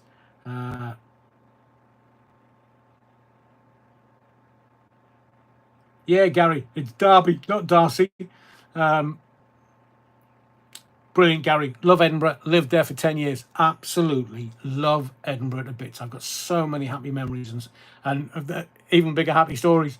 Ali Campbell, UB40, would they play? No, hang on. Ali Campbell's left UB40, hasn't he? And I thought, was it the saxophonist that died? They're all falling off their perch. Keris Matthews. Oh, interesting. Level 42, Tori Amos. Yeah. All the other kids with the pumped up kicks, better run, faster than my bullet, was controversial. Yeah, I no doubt. I mean, what was the song that the BBC banned about cross-dressing? And at the time, everybody, even for the line, even when she was giving head, everybody used to sing it, not knowing what it was. Queen and Adam Lambert. That would be interesting for the Legends slot on a Sunday, because Adam Lambert can sing. Lola by the Kinks, yeah. Space, Magic Fly. But you see, you notice how we're kind of struggling. Walk on the Wild Side by God, I can see him. Jesus, Adrian. Wild Thing. I Think I Love You. That was the Animals, wasn't it? Take a Walk on the Wild Side, Rev. Lou Reed, thank you for putting me out of my misery. So it's unless they come out of retirement. And look, if Rod can sing an 80-year-old, I mean, would they have Guns N' Roses, something like that? Or is it one of those bands that has to come out of retirement, but a Guns N' Roses too much of a problem? Because you know what the lads in Guns N' Roses are like. Shaggy. No, that's the artist, not Guns N' Roses. Who would you like to see? And we've got to try and find the biggest names. I was really upset when Prince died. It's taken me a long time to get over his death, because I just thought he was... I don't think Dylan has played Glasgow. I'm not sure the Glastonbury crowd is his crowd, because although he could play his greatest hits, and the recent film, I saw it 3 times. Fabulous, fabulous, fabulous. Oh, AC/DC. Abso-bloody-lutely. Carly Simon, be interesting for the Legends. How do we end shite? What is love? It was Prince, Steph. But I thought he was going into his jazz phase. He was really clever musically, and he was going into his jazz phase. And they had been trying to negotiate to get him headline the Saturday evening at Glastonbury. He could have started at 4 in the afternoon and kept going until 4 the next morning. He was that prodigious, and every song would have been a hit. Gertie Moisen did her own version of Take a Walk on the Wild Side. Really good. Wasn't it Beth, the female singer from Portishead? She did a version of Groove Box. Was it Groove Box? At Glastonbury, and that in itself, it was very evocative. But they were using so much lighting because obviously nobody wanted to see the artist; they just wanted to hear the tunes. Gene Psychic says took out. He was. I agree. Not quite sure what, but there was beefs around in the black music community, and he steadfastly refused to go to a Diddy party. Absolutely. Oh, Lauren Taylor, James Taylor. Interesting. But would these big American names come across? What's that, Roy? I'm lucky to be going to Back to the Beginning concert on Saturday, Adrian. Where's that, Roy, and what is it? Michael Bolton. Do you know, I saw a life story about Michael Bolton the other day. He's had some story. I mean, he made it... He's had like 4 or 5 different record contracts. Got a voice, obviously, and couldn't get arrested with a hit. So then he gave up. He was married, kids, and he was living from literally hand to mouth, day to day to day. And he went off and did some ads, TV ads, and because of those TV ads, like major TV ads in the States, he started to make some money, and the record company started paying attention again. And then in the 80s, he broke and went absolutely massive. I'm sure he's still around. Yeah, possibly Paulie. Supertramp, that would be an interesting one for the... you see, I think most of them... ABBA. Ooh, Gene Psychic. Have you heard their new album? Not great. Ozzy Osbourne. Oh, you're going to the Ozzy at Villa Park. Ooh, nice. You're going to have to tell us how that was, Roy. Black Sabbath would have been a good headliner this year, as their last gig is next weekend. I'm sure there's probably been negotiations. There's negotiations going on all the time. Eric Clapton, That's an interesting one. Would he go to the Legends on Sunday, or would he be headline on Saturday? Phil Collins can't play drums anymore, Steph. I think he's... is Bolton still playing Vegas? Big money in Vegas. So I think it would be... We're struggling with the real stars. They're not around anymore. And as I've been complaining on here relentlessly for 2.5 years, we've got Wonderful Tonight, great song. Jackie Glasky, age-related, I agree, but surely record companies and event hosts know that they need great artists. I'd like Ray to become a great artist, but I still have my reservations, because although producing and writing and her songs, fabulous, just get your soul out and bear it to the audience, because it's a two-way interaction. I love Gregory Porter, by the way. Gregory Porter won't play that because it's not his crowd. He won't play Glastonbury. It's not his crowd. Janet Jackson, Jane Psychic, absolutely, because wasn't Janet Jackson on the screen for Busta Rhymes?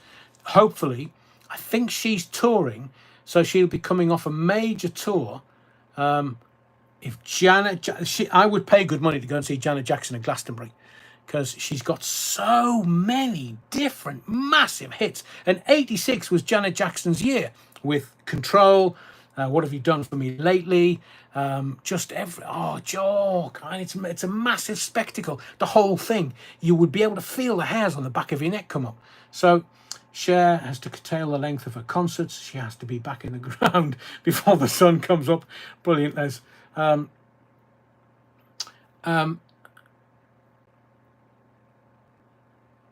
Jackie Glasgow, you're wrong.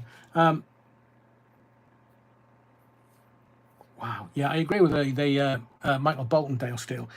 So, but who would be the big names? You've only really got Janet Jackson. You can't really look at Justin Timberlake. Is he a big name? No. Jay-Z, not with the Diddy shite going on. Would you have Ye, as it Kanye? He's done it before, but I'm not sure. I'm really not sure that we have the big names now, and they're all getting older. Rod had to take breaks near the end of he said he had to start taking breaks, and the girls had to start singing, and the band had to start playing. And I'm not decrying the guy, 80-year-old, and he stood up running about like a mad thing. So, all credit to him. But at 80-year-old, your diaphragm's going to start to go. You can't hold notes as long. But we're losing all of our greats, both sides of the Atlantic, and it's such a shame. Oasis versus Blur. Would Oasis finish their touring off this next year at Glastonbury? I don't think Glastonbury could afford them if they're making 600 million. Ooh. Lionel Richie. No, his voice is gone, in my view. It's not as... You see, it's effortless when you're in your teens and your 20s and your 30s. As Frank Sinatra found out, he had... he came out of retirement more times than Bonnie Blue. And you could tell that although the songs were good and his voice was good, in his youth, he was impeccable. His note, his phrasing, his everything was impeccable. But now...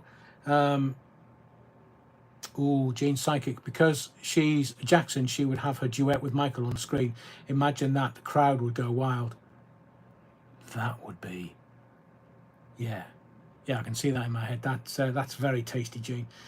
Stuart says Tony Christie said he dropped the keys on his songs because he couldn't hit the high notes anymore. And Elton John, according to Les Griffiths, his voice is gone.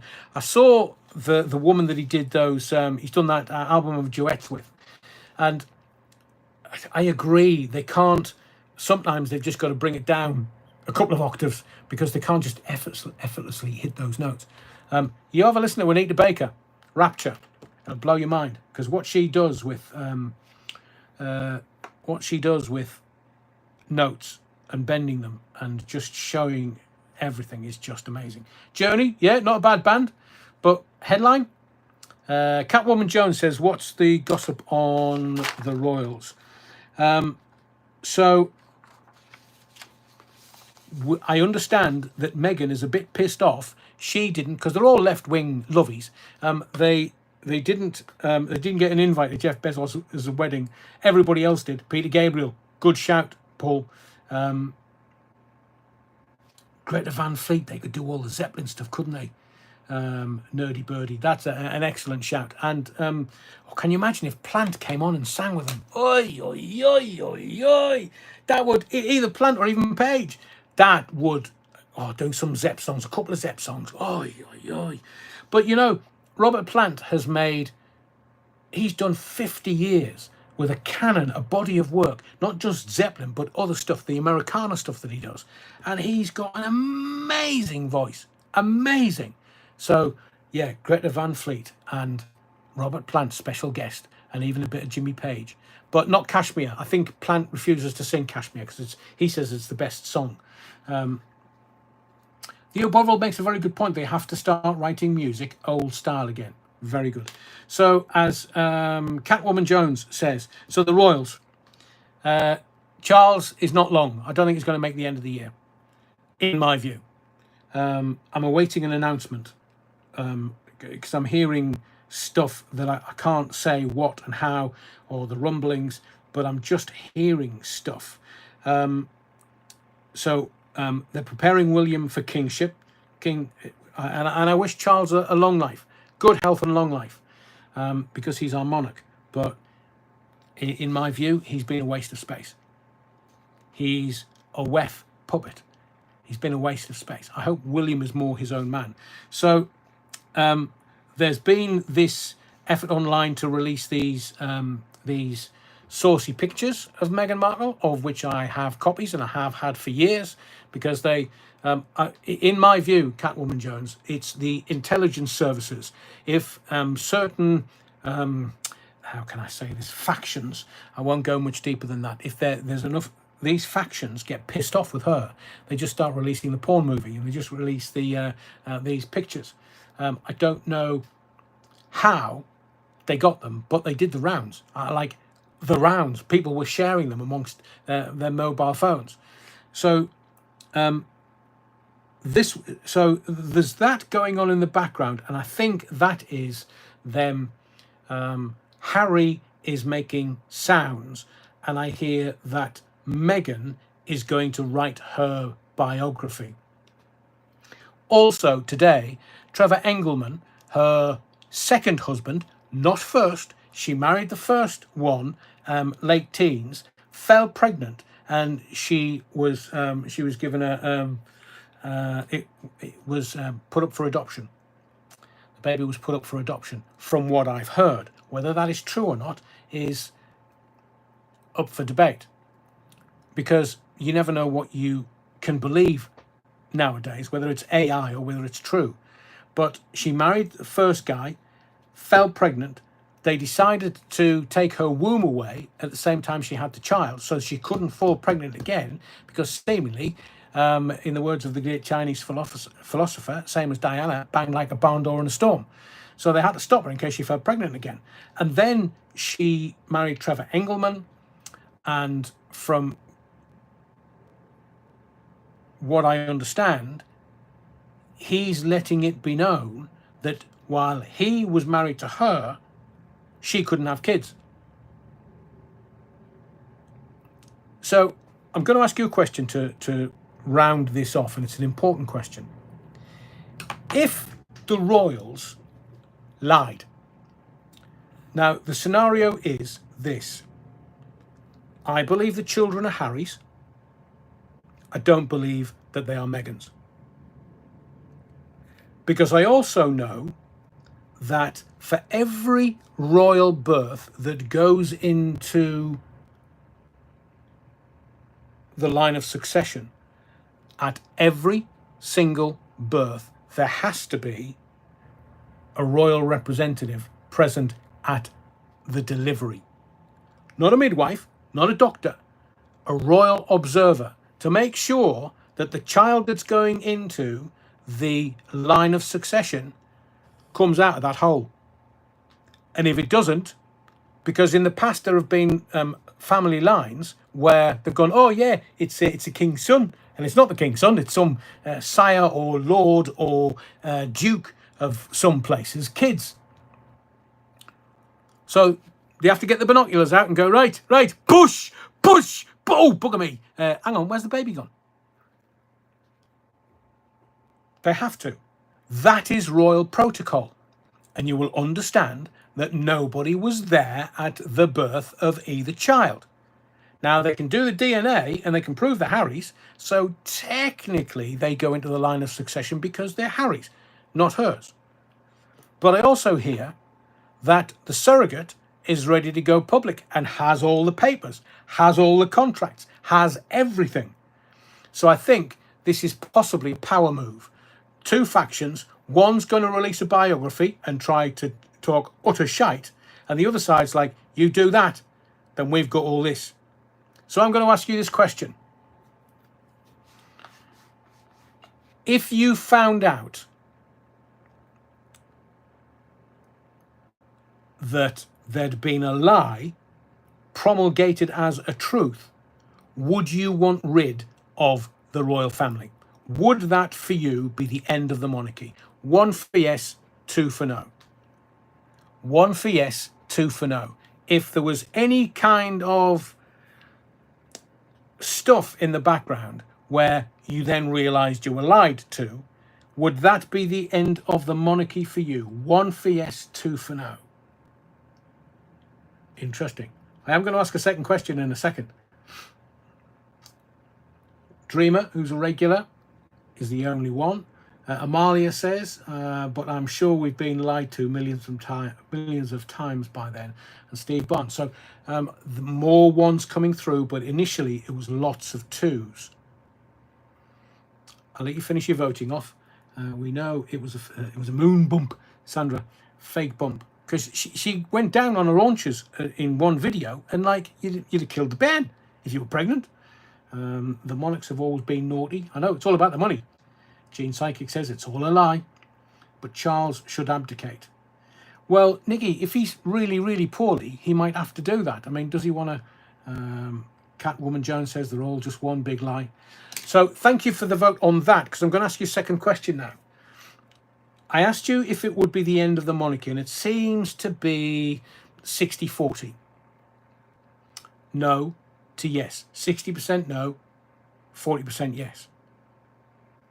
But would it be the end of the person that promulgated the lie, the person that told the lie, the person that kept the lie going? Would it be the end for that person who lied to you? You, Bovril, she gave birth to a pillow. Blimey. So 1 for yes, 2 for no, 1 for yes, Agincourt. One day we will be a republic. So the first question was 60-40, but the person that told the lie, Sandra says, kick Harry out. It's virtually 90-95% get rid of. Interesting Soul Rebel and Karina Jane and Gene Psychic, because they have no choice. Reg D and Catwoman Jones agree. So it looks like that there's a lot of love for the monarch, whatever shape and size it is currently. But anybody lying to the public and being found out as a lie, they'd be gone, because it's mostly 90-95% gone. If we become a republic, so our written constitution ends. Yes, I agree. We're never gonna become a republic. I think there's too much love for the monarchy. But that's why, you know, in 500 or 600 years they'll look back and go, oh, that Charles the Weak, he weren't great, was he? He's only in a couple of years. Bloody hell! Look at the mess he made. Blatty thing. Look at the mess he's made. But William, I think, is a completely different man. I think he is about to take the titles away from Harry and Meghan, which is why they're spitting their dummy out, because they know they're not going to have HRH. The children are not going to be HRH. Oh, can you imagine the insufferance of them? You can call my child Your Royal Highness. Look, if they came to our school, and there was no chance of that, it was a council estate comprehensive. If somebody had walked in going, hello, you can call me Your Royal Highness, Jesus, their nose would be broken within a millisecond. I mean, it would be like, right, mate, you're going to stay in this school, you're going to have to put your jukes up. Not those jukes. Those jukes. And I'm sure that it's the same the country over. People just don't like having the piss taken out of them. Liars, liars, never prosper.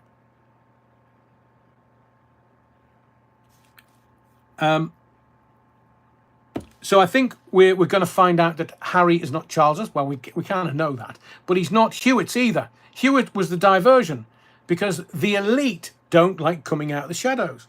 And if you want, I'll post it on X tomorrow, the picture. Because bizarrely, it looks like somebody else, not Hewitt. It looks like a few people. So maybe she's had so many men. You know, the old stuff might have got mixed. Tell Indigenous Canadians that. What? That they can't have a monarch. Last thing he wants, William. I do. Oh, under a republic, so our right to be tried by a jury ends too. Interesting. Yeah. Is it habeas corpus? That ends. Sandra says it's like Edward and Mrs. Simpson. So that's just a little. I know Catwoman Jones was hanging on for the little bit of royal stuff. There's more coming because I know more. I'm going to do another live 7:30 tomorrow night. I'm going to try and do Sunday, Monday, Tuesday, Wednesday this week. I know it's going to be very warm for everyone. We can swap notes as to how we're dealing with the heat tomorrow. Certain parts of this country, it's going to get up to 32, maybe 33 degrees. Oy, oy, oy, oy, oy. I mean, I know it's worse in foreign countries like France, where it's been 40 degrees today. But we'll swap notes.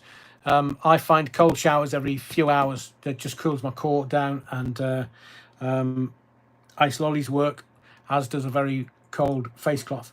But thank you again to everyone. Thank you for your support as always.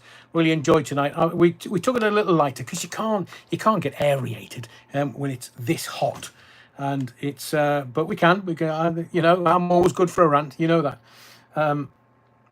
Dublin is 20 degrees right now. Right, everybody over to Stuart's. He's got Battenberg. He's got all the wine. It's only 20 degrees, mind you. It is 10 o'clock at night. Sorry about that, Stuart. So thank you for your likes, your subscriptions. Please continue to make sure that you subscribe to the channel. More videos coming. The Jeremy Vine interview is coming. We're just finishing off some post-production, and that will be uploaded this week, guaranteed this week. And Jeremy has some very interesting things to say. So we'll have that this week and other videos and other bits and pieces. We're working on new stuff for the channel, which I'm not going to tell you anything about until it actually starts to be uploaded.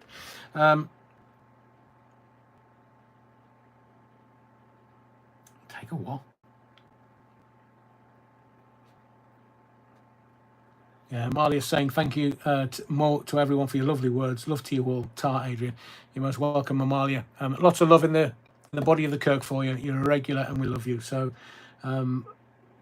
hopefully things work out for you. And we'll chat on X tomorrow. What else was I going to say? Yeah, this is not a program, by the way. This is a mission. So whatever you do, wherever you go, be well, stay strong. There's interesting stuff coming this week because it's the year of the Labour Party taking power on Friday. Oh, Jesus, he's going to get a kicking. Metaphorical, of course, politically. And I shall see you 7:30 Monday evening for another live with more of the stuff that I couldn't get into this evening.